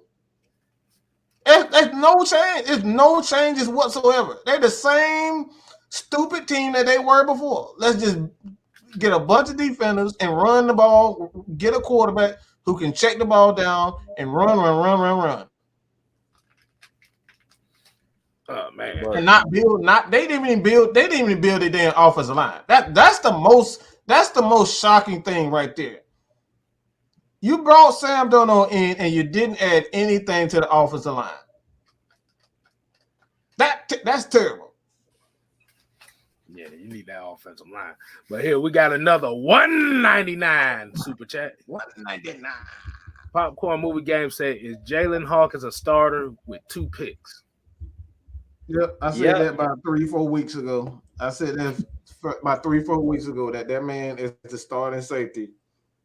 He just have those safety instincts, he just plays like a safety. He's almost, I'm going to say this, he's almost Isaiah Oliver with a bigger body. He's almost Isaiah, because you can put him in that role position, and he got enough athleticism to stick with certain corners. Because I don't know if you've seen him. I've seen it all the way from, the preseason, how he came on that blitz. And that dude closed on the ball so fast, and he ended up getting a sack. But he's been doing those things. His closing speed, once he recognizes, those are the things that you see out of like guys like Ed Reed. You don't see that. When they see a play, they get to it. And he may not run a 4-3 or 4-2, but when he sees play, he goes and he attacks it. That right there, the difference between football speed and natural speed. He has football speed and football instincts, and that's why I believe if he continued to study the game, he can be the starting safety for the Falcons. The dude is just a playmaker. You hit the nail on the head, Mike, when you said that. I like that they had a plan with bringing in Harmon and bringing in Eric Harris. Both of those guys on 1-year deals. They really just brought those guys in here because they knew the scheme, and they brought them here to bring these young guys along. Because this is a bold statement right here that I'm finna make. I really think that Richie Grant and Hawkins are going to be the starting safeties next year. I don't think you bring back Harris or Deron Harmon. I think you bring them guys in to kind of just be bridge guys. Mm-hmm. And I kind of talked about this in the offseason. It reminds me of when we had Paul Warlow and Sean Weatherspoon, and we drafted Devondre Campbell. We drafted Deion Jones. I believe that first game of that season, they started Paul Warlow and Sean Weatherspoon. But those guys were just veteran guys that were just filling the shoes until the younger guys learned what they needed to do. After like a couple games, Deion Jones and Devondre Campbell hit the ground running, and they were the starters. And I see the same thing happening with Richie Grant, and the same thing happening with Jayhawk. Jalen Hawkins. I think that both of those guys are going to be our starting safeties next year. I think Deron Harmon and those guys were just here to help these guys come along, be those veteran guys, help these guys learn how to study NFL film because they're professionals. They've been in the league. When you're a rookie, you still wet behind the ears, breath smelling like Similac. So you just coming in trying to learn behind somebody. So they brought in 2 guys that were veterans that's been in the league a little while, been starters on other teams. And Deron Harmon, he actually won championships with the Patriots. So they brought in just that veteran, guy, that glue guy that can teach these guys. But now Hawkins, he's playing with that confidence. If you watch the way he plays, Dean Pease talked about attacking the football, like attacking the football at its highest point. If you watch the interceptions that he's had, what Mike is talking about, he has those instincts where he's going after the football. Some of the instincts that I think that a guy like Eric Harris doesn't have. Because we've seen Eric Harris get his hands on footballs and he dropped them. The same type of opportunities that Jayhawk has come down with 2 interceptions were the same opportunities that Eric Harris had that he dropped in that one game. So, as we always say, that the best players play. They said it was going to be competition, and they didn't lie to us. It's really competition because I'm seeing more Richie Grant and I'm seeing more Jayhawk. So I love what the coaching staff is doing. They're not lying to the media. They're giving us the truth. If the guy's out there balling, he gonna play. Dude's balling. So Eric Harris, he got injured today, hurt his shoulder. He might not get his spot break. He might be backing up Jayhawk because Jayhawk is making plays. And that's what this team needs. They just need guys that's going to be able to make the plays when they need to. One thing I need to take out of this game is, but AJ Terrell go have to calm down a little bit, boy, because his ass getting hurt every game now. It's like I understand the physicality; he wants to be physical, but god damn. Yeah, he got to start running head first into the wall. He got to talk to Deion Sanders and learn how to start making some business decisions. I want to see him get that big contract, but he gonna have to just call prime time and say, "Look, dog, it's a time and a place for all that." But yeah, yeah, you're right about that. But like I said, I like the aggressiveness. I love it. I love it. Like I said, he's setting the tone for the secondary out there as far as the physicality. Sometimes just throw the shoulder at the thighs or something next time. He kind of learned. I think what it was the same injury. He didn't go out with I think it was just the lingering from the first one. So I think he'll be okay. I don't think it's a concussion. Thank God for that.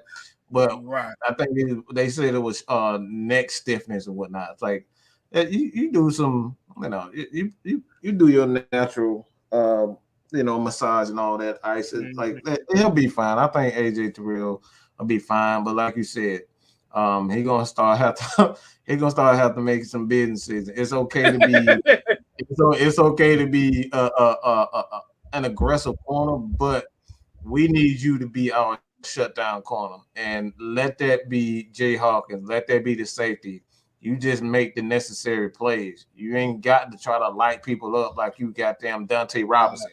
Okay, we don't need you to be. We don't need to go through them problems again.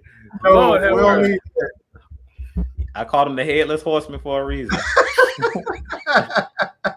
Right. After that hit with on Deshaun Jackson, I started calling him the headless horseman because he wanted to hit everybody with his neck instead of his body. He didn't want to wrap up. He didn't want to hit everybody with his head. And my G Dozer said Matt Ryan is not supposed to be clutch. Of the 3 wins, 2 of them were comeback game-winning drives. Yeah, those were some very terrible drives he had, didn't he? Very, very terrible. He need to go. We need to trade. We need quarterbacks that don't get game-winning drives. That's what we want here in Atlanta. Yeah. Shout out to J-Rod. He looking real Brady-esque. Real Brady-esque. Right. That's his favorite saying. He looking real Brady-esque. Brady-esque. That dude would turn on the Cowboys for Tom Brady. I tell you that much now. He said he a Cowboy fan, but with long time Brady in the league, he say fuck them Cowboys. But he'll turn on his mama for Brady, boy. He'll turn on anybody. Well, please. He probably made Ernestine wear a Tom Brady mask while he fucking her. That's probably. Oh man. No, okay, I'm gonna stop. J Rock said number 40 game winning drives for Ice. That's all I'm gonna say. And shout out to just J Rock TV. Y'all make sure y'all show him some love as well. AFN on Twitch. Check out J Rock TV on Twitch as well. Exactly. For all your gaming needs. Say that the heavy hitters brought you there.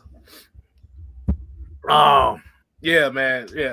Yeah. So the whole thing.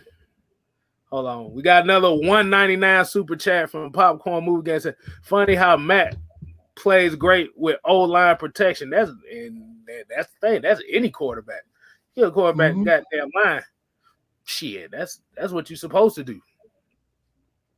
So we're not surprised Matt playing well. We just happy that the offensive line ain't giving up hits on his ass. That's the main thing. Absolutely. When you got that protection, then you can start throwing those deep balls accurately. Step into your throws. I tell you, that's underrated. Like being able to see, a lot of people want those quarterbacks and throw off platform, but quarterbacking, and Mike can tell you this because he played the position. It's all about footwork, like the footwork. A lot of these quarterbacks that don't throw accurately, like the Cam Newtons and these younger quarterbacks in the game, it's the mechanics, and Matt Ryan is one of those guys that's like a traditional quarterback. He's a professional quarterback. Like he's one of those guys that footwork matters. Like you're not going to see him doing a whole bunch of off-platform type throws. Can he do it? Sure, but he doesn't have the strongest arm. So he's best when he can use his mechanics. Be able to step into his throws. Yeah, it's all about footwork and your hips. If you don't have great footwork at the quarterback position, doesn't matter how big your arm is. Because one thing we're seeing now, even with Cam Newton, is he threw his shoulder out because he had bad mechanics. If Cam Newton, like a lot of it came from running the ball as well, but most of his injuries didn't come because he was low on his shoulder.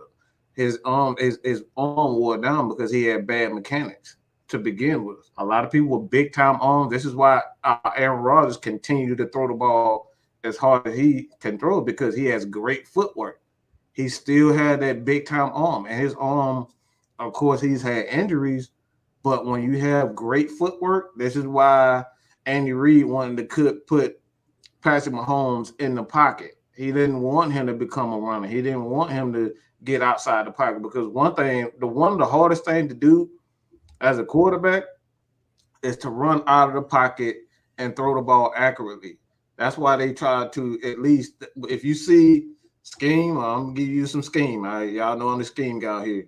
What they try to do with mobile quarterbacks, they always have that tight end that's gonna stop anybody from coming backwards. They always have, when you roll them out, they got a tight end, a running back, a receiver to either crack back or shield that person from getting to the quarterback. So it's like what they're trying to do with that, because they want the quarterback to have that extra second or two so he can stop, plant the ball, and then throw the ball accurately. You can't throw the ball. It's only a few quarterbacks in the league that can throw the ball on the run. And not even Matt Ryan can continue to do that consistently. That's an unnatural motion. So again, running quarterbacks is all sexy, but at the end of the day, you gotta have the footwork, and we got those. Go ahead, K-Style. You get it. Got the $1.99 super chat from JC730. Holla, holla, holla. He said, how do you guys feel about Debo today? Debo had a hell of a game today. I mean, those guys was amazing. It was the tackles for losses for me. from him. Everybody else was there missing tackles. He didn't really miss too many times. I think he may have missed one, but he was pretty consistent the whole day. And that one sack he got on Tua, he almost blew his damn leg out trying to get that damn sack, but he got it. Right. Oh, man. Tua club is hell, man. It was the way he fell, boy. He almost blew his damn leg out. But that's the thing. That's the thing we talking about when we talking about trying to sack a guy like Tua and these quarterbacks in general. Once you get your hands on them, you got to finish those plays. Mm-hmm. And that's what he did. I'll say both the linebackers, not just Debo, but both him and Foye. They both been tackling machines this year. Like I just pulled up the box score. Dion had 15 tackles and Aluakon had 13 tackles and an interception. Ooh. So just between those two guys, that's almost 30 tackles between your two linebackers. Oh my God. So that just goes to show you, like, this is why coming into the season, I was saying that our linebacking core is special. And those two inside linebackers that we have in Debo and Foye, they're top 3 in the league as far as a tandem. They're top 3 linebackers as a tandem in the league. They might play for the Atlanta Falcons, and everybody don't look at us as, a defensive-minded team or a defensive team. But if they play for any other team, like a Dallas Cowboys, Pittsburgh Steelers, their name would be out there. Like a Foye and Dion, they both special. And both of those guys, I think, they're tops in the league as far as tackles. If you go look at it, I think that both of them are over, like, they're near 50, north of 50 tackles already on the season. So both of those guys are going to have over 100 tackles if they stay healthy, knock on wood. If they stay healthy this season, I think both of them will end up having over 100 tackles, which is crazy for two different linebackers. Usually you have one guy that's over 100, but those guys, they're having a special season. And we ain't seen Debo get his hands on one of those pick sixes, but I know it's coming because every year he's good for at least one. I thought Foye had one today, but it seemed like for whatever reason, Foye get too excited and he run out of energy. We seen it last year against the Chiefs, where he always get tracked down somehow. This time he didn't actually fumble the ball. Right. He actually held on to the ball, but he got tracked down by Jalen Waddle. But he tried to turn on the Jets. He just fell short by like 15 yards. So it still was an impact play. So both of those guys are special. All right, but we got some more super chats we got to get into, man. We got a $4.99 super chat.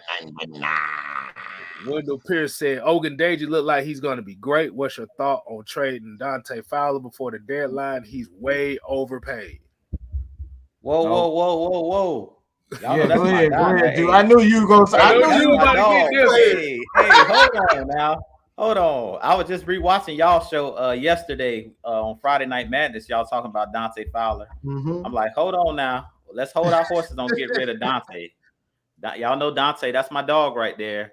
And I think Ogundeji is a guy that's going to be, in years to come, he could be that breakout star, could be that number one pass rusher on your team.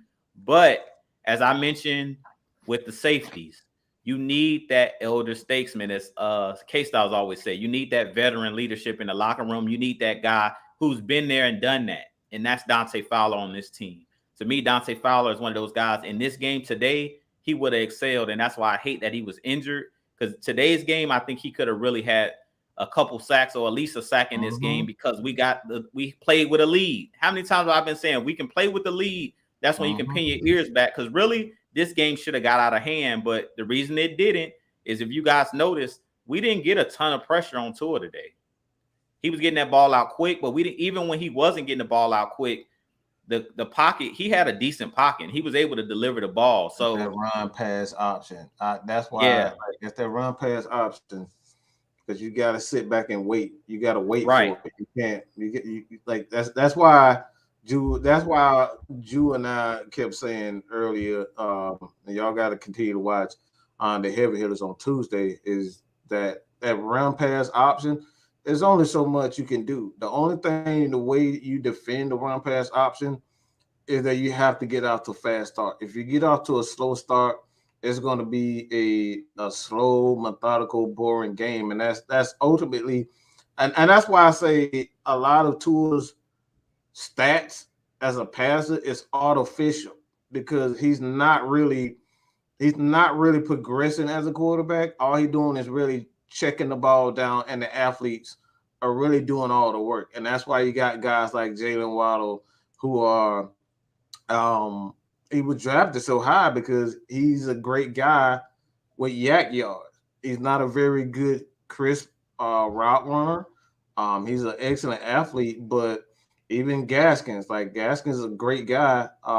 He breaks tackle. He's good after the catch, and those are the type of athlete that you need. So a lot of his stats are just Gesicki. He's another one. Like the dude is just a great tight end. He's a good tight end. But and that all like at the end of the day, Miami goes. I just don't think Tua is just a very good quarterback. At the end of the day, I just don't think he's a quarterback. They're gonna have to bring. I don't know if they're gonna have to bring in an offensive guy. I don't believe in Mike Brian Flores. I think he's a defensive coordinator. He should never be a head coach. Defensively, I just don't see them getting any better. So Miami got a lot of decisions to make. They really do. They gotta if anything, if these stories or rumors are true, they gotta go out and get Watson. And even that is tricky because we don't know if these allegations against him are true. So Miami, I just feel for the fans of Miami because this team look like they ain't been shit since Dan Marino. They look like they ain't gonna be shit since they in trouble.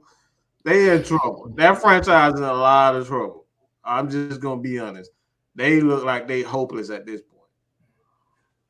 But get this other five. We got a couple more $5 super chat to get through. Matty Ice came with Matty Go said with the $5 super chat. He said Matt Ryan, #1 completing passes on the run. I just need him to slide down after running and protecting the ball.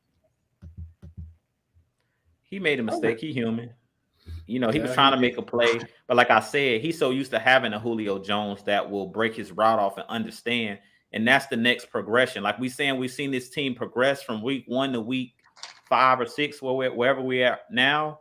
That's going to be the next step for a guy like Kyle Pitts to understand coming back to the football. Like when your quarterback gets in trouble, you can't keep running down the field. Like you have to break your route off and come back to the football. And if you go look at that play, nobody broke their route off and came back to the football. So all of a sudden, Matt Ryan was like, well, either throw the ball out of bounds, which I think was 3rd down. It was either he could throw the ball out of bounds or try to run for the 1st down, which we know Matt Ryan is not the most fleet of foot when you're trying to run away from somebody. We ain't going to talk about Tua getting tracked down by Marlon Davidson and almost Marlon Davidson. We ain't going to talk about that.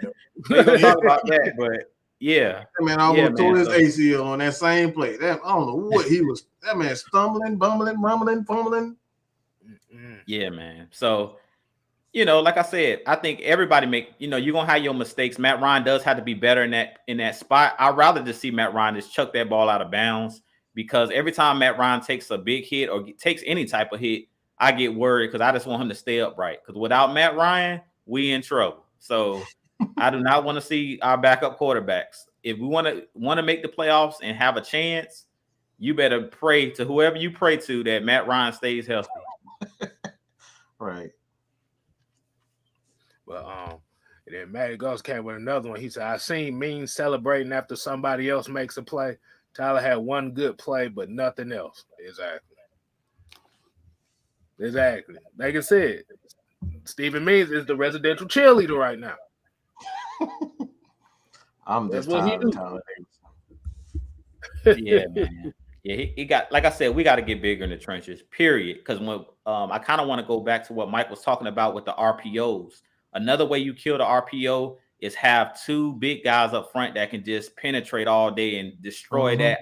Because the guy on the edge, his job is basically to hold the point and figure out who has the ball, just in case the quarterback pulls it out of the running back's belly and take off on the outside. So basically as a defensive end, sometimes you even unblock. You in no man's land, basically. You don't know if you can't really be super aggressive. But if you got those guys, those noses, and those 3 techs, your job in the RPO situation is just to go upfield because you're getting after the running back regardless. Whether he get the ball or not, you're hitting the running back or you're hitting the quarterback. So I feel like if we want this Atlanta Falcons defense to be elite, one of the elite defenses, and people fear us, we got to get bigger. Jordan Davis is right up my alley. We need somebody that's just going to be a bully and just going to push people around. When the game first started, I put in the chat, Tyler Davidson already getting bullied out there, getting pushed around. When the Dolphins went down on that first drive and they scored and made it look easy, I said, we getting pushed around already. We getting bullied. Oh, and guess the NFL research done put this statistic out. It said Kyle Pitts, 163 yards against the Dolphins, is the second most receiving yards in a single game by a rookie tight end since the 1970 merger. Woo! Sound like a Pro Bowler to me. Sound like a bust to me.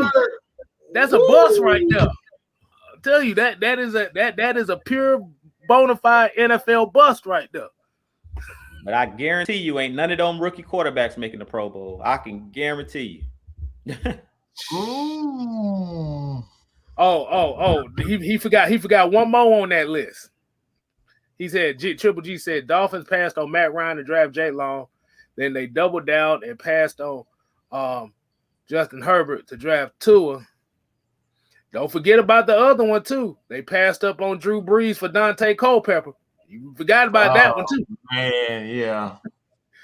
Miami, boy, y'all need to fire that whole organization, bro. That whole everybody who I remember that. They did that was just bad.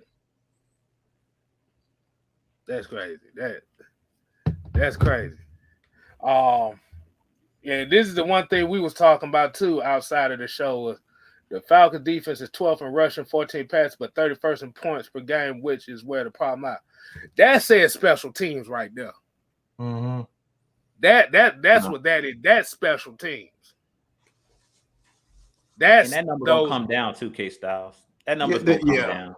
That was the first couple games. The first couple games, I think the Eagles dropped like 30-something, and then Tampa dropped like 30-something. So that's a number that's going to fluctuate and be fluid. So that's right now.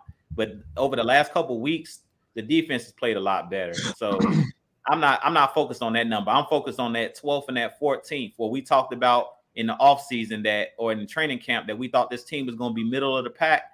That means that Dean Pease is doing his job because he got this defense in the middle of the pack. Last year, I think we was 30th or 29th. I think we were like the worst passing defense. Yeah. In almost every category. Yeah. So, but hey, shit.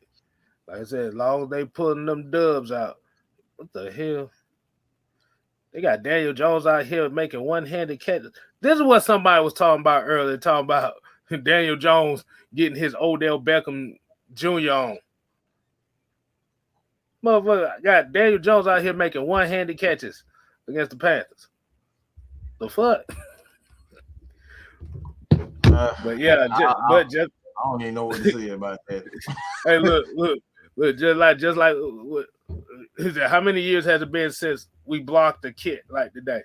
Shit. That's a good question. That's a trivia question right there. That's a trivia question. I don't know the answer to that. All I know is it was a team win because everybody did their job. The special teams had a key block. The offense scored when they needed to, and the defense came up with turnovers and takeaways. The interception today, the guys stood up on all phases. They did their job today. Yeah. Hey, look, here you go. This is where they got their grizzle job. These rookie quarterbacks is struggling. They never learned how to throw the ball, NFL balls. All right. They never learned how to read defenses. That's why in college I hate when every time I see a quarterback look toward the sideline, I cringe. Oh, you talk about when they be having them signs up like this? Yeah, them signs. I hate that because you're not teaching these guys actually having to read the defense. You're doing it for them. That's the worst thing you want to do with these quarterbacks. They babysitting these damn quarterbacks instead of actually giving them an opportunity to learn the hard way. Yeah, because I do notice like a lot of teams, and especially in college, where they look at the sideline, then you'll be have all these signs, and folks be like this and shit. Be throwing up signs, be like, "Hey, do." So it's like, you're not ready yet. Nah. And I think what Justin Fields' problem is, he's also got that stigma of Ohio State quarterbacks that he's following as well. Well, that's Kirby. That's Kirby Smart. I'm gonna not say that. I'm gonna say that's his fault. The reason why he suck as a quarterback is his fault. Kirby Smart would have taught him, like he would have brought him along slowly to learn how to be a quarterback. He got impatient. He wanted to go to the NFL. He was already going to be an NFL quarterback anyway, but he failed himself by being impatient. He wanted to just play instead of learning how to be a quarterback. If I always say this, if Peyton Manning, as gifted as he was, decided he want to stay and learn more about the position rather than go to the NFL early, all the other quarterbacks coming in, they ain't got no excuse. This man is son of a Hall of Famer, and he still wanted to learn more about the game. So he had the heads up.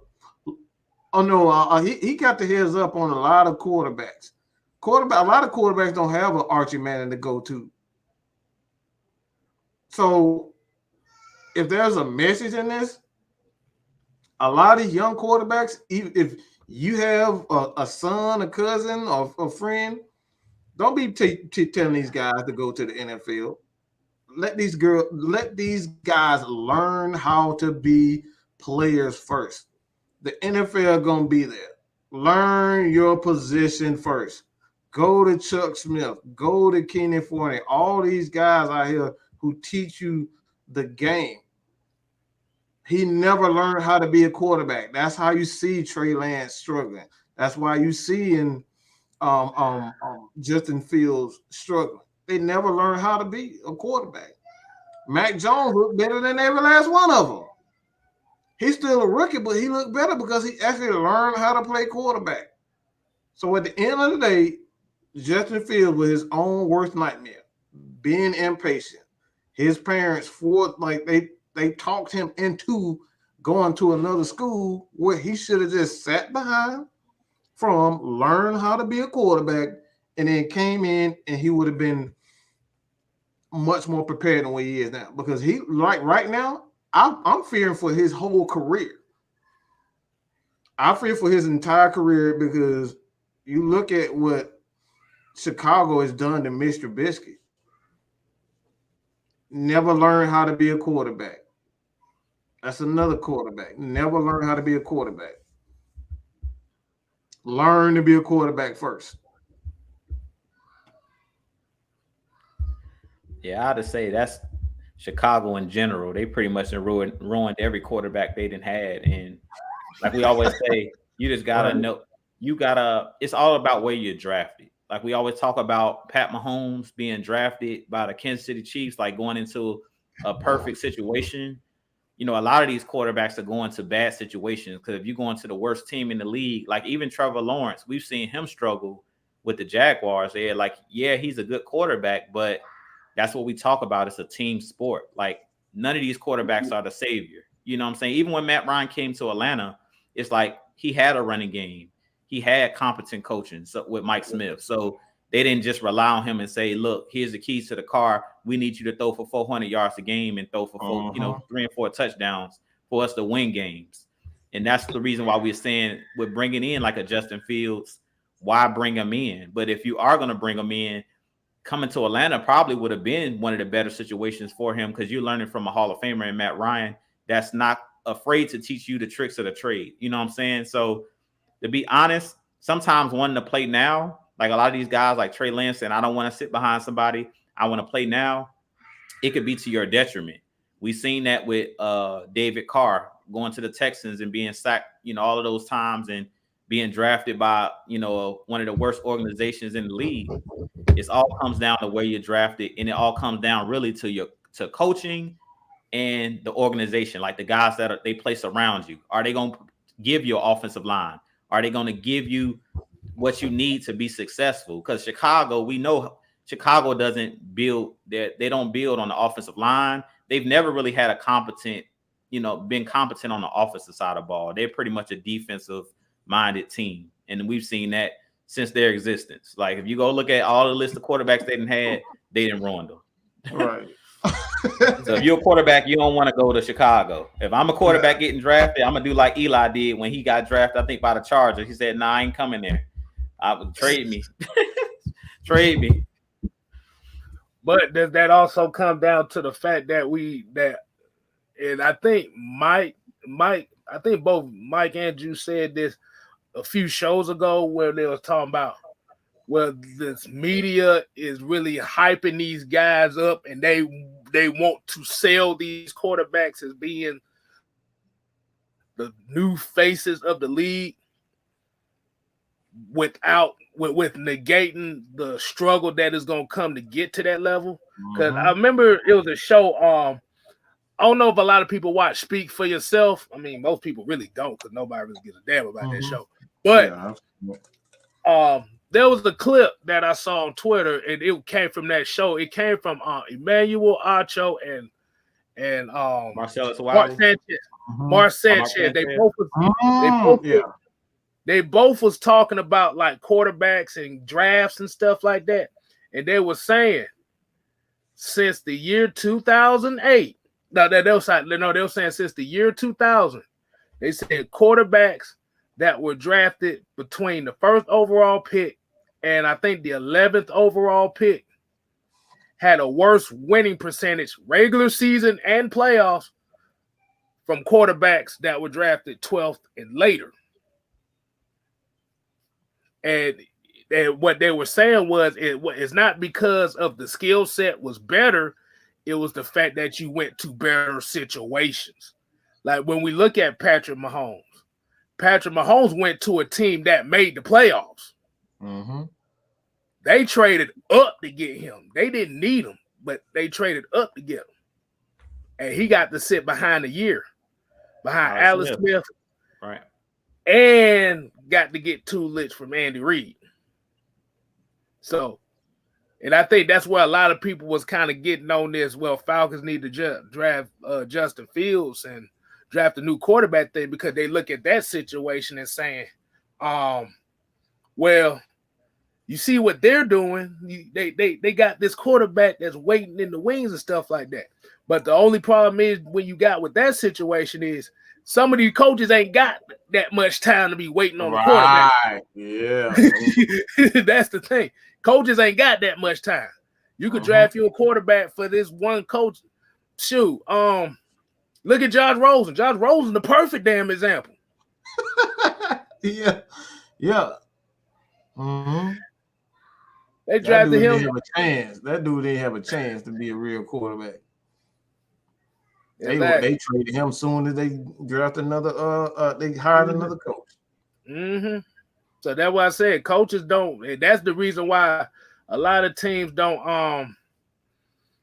When you really don't see a lot of teams drafting quarterbacks that high like that anymore, because like I said, coaches don't have the time for it no more. This ain't back in the early 2000s and 90s and stuff where you could sit a quarterback for 2 years and you got that coach there that can teach them. Mm-hmm. Nowadays, coaches be lucky if they got a full season now. Yeah. Mm-hmm. Most NFL coaches have 1 or 2 years to showcase some type of improvement. If you don't have any type of improvement and your team just getting worse, or players, most of all, players don't believe in what you're doing and they're not, going to bat for you.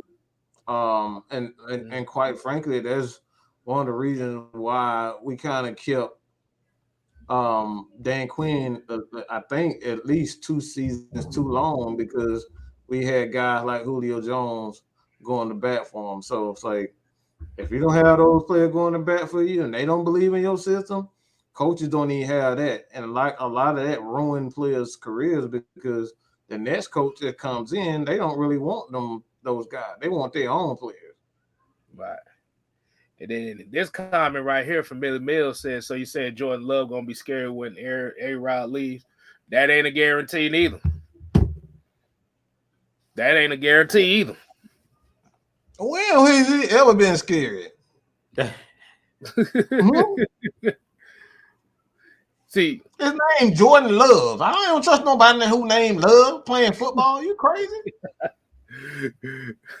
no, Jordan Love with the touchdown. Jordan Love with the come on, bro. See, now the issue with the Packers they got with this situation is they drafted a quarterback because they felt like Aaron Rodgers was done.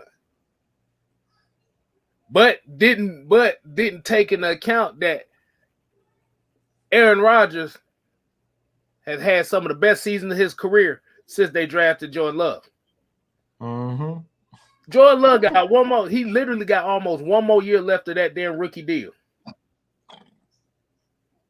So if Aaron Rodgers leaves after this season, they only got 1 year to find out if Jordan Love is really the guy or not. Right. It's just not a wise investment, man. You got to make sure the team is in place before. And that's one thing that I'm learning about drafting a quarterback.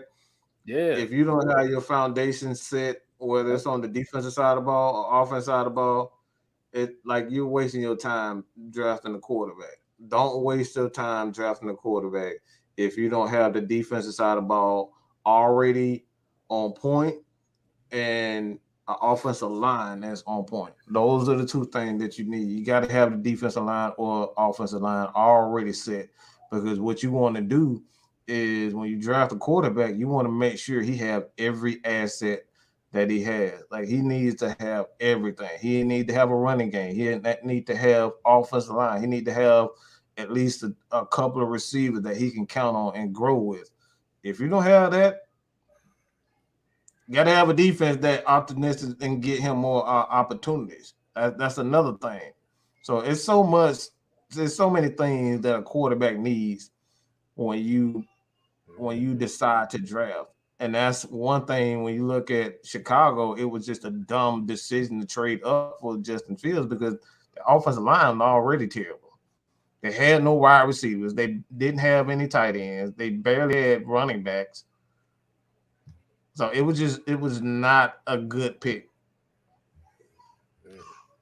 Right. So yeah, we can go ahead and start winding it down here. Yeah, because I know everybody want to get to that that 8:00 game tonight. Watch a few highlights. I'm gonna watch a few highlights, man. But Drew, you want to kind of close us out? Get your last. Yeah, I'll go ahead and get ready to close us out. So we just want to thank everybody for tuning in as always. Y'all thought I forgot, which I did kind of forget, but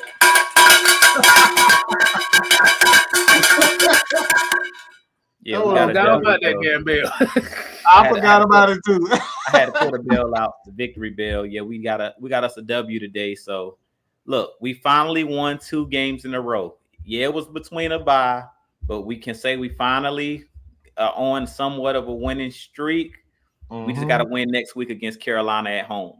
And this next game is going to be crucial because this is a home game. And I don't know if you guys realize it, but I talked about it in my preview video. We haven't got a win at home so far this season. All of our victories have been on the road. So Arthur Smith talked about creating that winning culture and also giving the fans, the home fans, something to cheer about. Like we're beating teams, we're beating them on the road.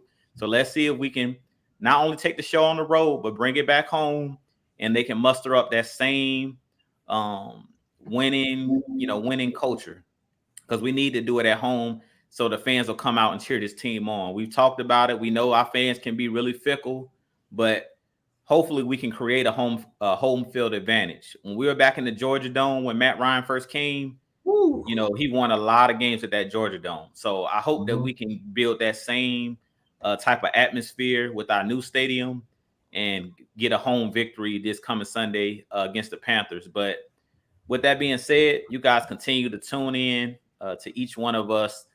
Jew Talk Sports, Mad Mike Sports, Six Man K Styles. We appreciate you guys. We love bringing y'all, look, the stats, the facts, and the truth, and this positive Atlanta Falcons content. But I'm going to have a lot coming for you guys this week. A lot of interesting stuff to talk about with injuries. A lot of players stepping up. Jalen Hawkins, I'm going to do a video on him. There's a couple players I want to do some videos on and some spotlight videos because we have a lot of guys that are starting to prove themselves as playmakers on this team. And this team is starting to evolve. If you listen to Matt Ryan, if you listen to Arthur Smith, Dean Pease, they talk about evolving, this team continually improving, and possibly being one of those teams later on in the year that's playing their best football at the end of the season. But like I said, this year's motto for the Atlanta Falcons, to me, is finish. And we're seeing that this year. Even when bad things happen throughout the game, like we seen today, Matt Ryan have a clutch fumble, in our own red zone, they were able to bounce back and finish out the game and win the game. And to me, that's how you build a winning culture. Everything's not going to always go your way, but you have to be able to fight back and you have to be able to do your job when it matters. And we're seeing that we got playmakers. Guys are stepping up. So the sky's the limit for this team. This team is really young. We're only in the first year of the regime of Arthur Smith. I don't know if you guys caught on the telecast where they talked about this first year Arthur Smith is looking better than the third year for Brian Flores in Miami. He said that during the telecast. Yeah, I heard that. Dropping gems. I heard that. He was taking shots, but it's the truth. Like Arthur Smith in this 6 weeks or 7 week season, we've seen these guys grow leaps and bounds, and that's what it's about, being able to develop your own talent. Because it's not always about going out in free agency and bringing in that next big splash guy. Sometimes it's developing the guys that you got in your own building, and that's what we're seeing. Guys are developing, and that's the way you win games. If you want to create depth, you have to continue to develop the younger guys, and that's what I'm seeing out of this young team is they're doing a good job of cultivating the talent, using these guys to the best of their ability. And if we continue to do that, this team can be dangerous. And I'll leave it at that. Okay, I'm gonna build off of what you just said there. Like I said, we definitely appreciate everybody. Falcons win. Like we always say, it don't matter how ugly it is, you win, lose, draw. But like you were saying, we haven't won a game at home. Like I said, that's where the challenge is gonna come in as far as the fan base to make it feel like a home field advantage instead of making it feel like they're playing a road game at home. So that's gonna be with that. But hey man, I know we didn't do it today. We definitely gonna do it tomorrow. Yeah, absolutely. Yeah. But shout out to them Braves, man. They finished it when they needed to finish it last night. And I don't know if anybody caught how quick Brown Snigger took Luke Jackson's ass out. He took him out real quick. Yeah, he took his ass out real quick. The gave him 2 runs. Yeah. He gave 1 run up. He said, "Oh bullshit! Hey, hey. Give me the left hand." That was quick, boy. Boy, It was like, no. That shit, boy. You can ask Maggie. Boy, I was dying laughing when I saw that shit. I was like, he brought him in because we already thinking, damn, Luke, like, God damn it. Okay, Luke. Okay, are you gonna redeem yourself, Luke? Oh boy. But all of a sudden, bam, walk, bam, hit. Then all of a sudden, boom, 1 run. Now you got a guy on second and third. He said, "Nope." Man said, "Get your ass in there and save the day." Yeah. Hey, he was like, no, boy. Like, no. Mm-mm. But he definitely gonna do a video, like I said. Eddie Rosario, one of the later acquisitions, ended up winning NL MVP. So, and this is what we talking about, what we want to see from the Falcons, because remember, the Braves was under 500 at August time, at the beginning of August. So the playoffs was not that far away. Mm-hmm. They came back and they won their games, and now they here. But this is what we talking about. You need to finish. Mm-hmm. We don't, like I said. But like I said, we just definitely appreciate it. Hey, can't get wait to get it cracking. Go ahead, Mike. Well, it's gonna be short and sweet. I'm gonna put this K-Styles spin to it. Is that at the end of the day, it don't matter how we get that dub, as long as we get that W. Period, point blank. You can sit up here and say this happened, that happened, this happened. Don't matter. We got that W. We lost 7 games last year down to 1 possession. You can't tell me that this team that we don't have players. We have players. It's obvious that we have players. We already equaled our win total for last year. We're one win away from equaling our win total all last year. So we definitely have the talent. And at the end of the day, period, point blank, don't matter how you get that W. Like K-Style always say, your objective to win or win the game is just go 1 more point more than the other. That's it. That's your only job. And we did that. All right. We won the game, simple and plain. And that's all I got to say about that. So y'all continue to support your boys here. Head over to Jew Talk Sports. Hit that subscribe button. Make sure you hit the like button because they really help the algorithm kind of get everybody to really notice and kind of find our channels. That really helps. So please hit that like button, hit that subscribe button. Not only at Jew Talk Sports, but K-Styles, 6-Man K-Styles. Hey, man, that's all I got to say about that, K-Style. You want to close it out one more again? You already know how we do it. Hold on, let me make sure. I'm gonna go ahead and I'm gonna say this right. I'm gonna go ahead and say this right here. Let me go ahead and put the white light on now. Jesus, coming to Jesus moment. Jesus moment. The doors of the church are open. Yeah. That's what you need, you the minister. That's what you need. Yeah, I need that. You had that light to go like, oh. But as we hear AFN, we ain't here to play. These motherfuckers is busting out laughing. You know, raise the hill and they've had a coming to Jesus moment. Come to Jesus moment. Kumbaya moment. Oh boy. Oh man. Like I said, hey, I just like doing stupid shit to make somebody laugh. But we here AFN, we ain't here to play. We here to stay. You ain't gotta go home. But you gotta get the hell out of here.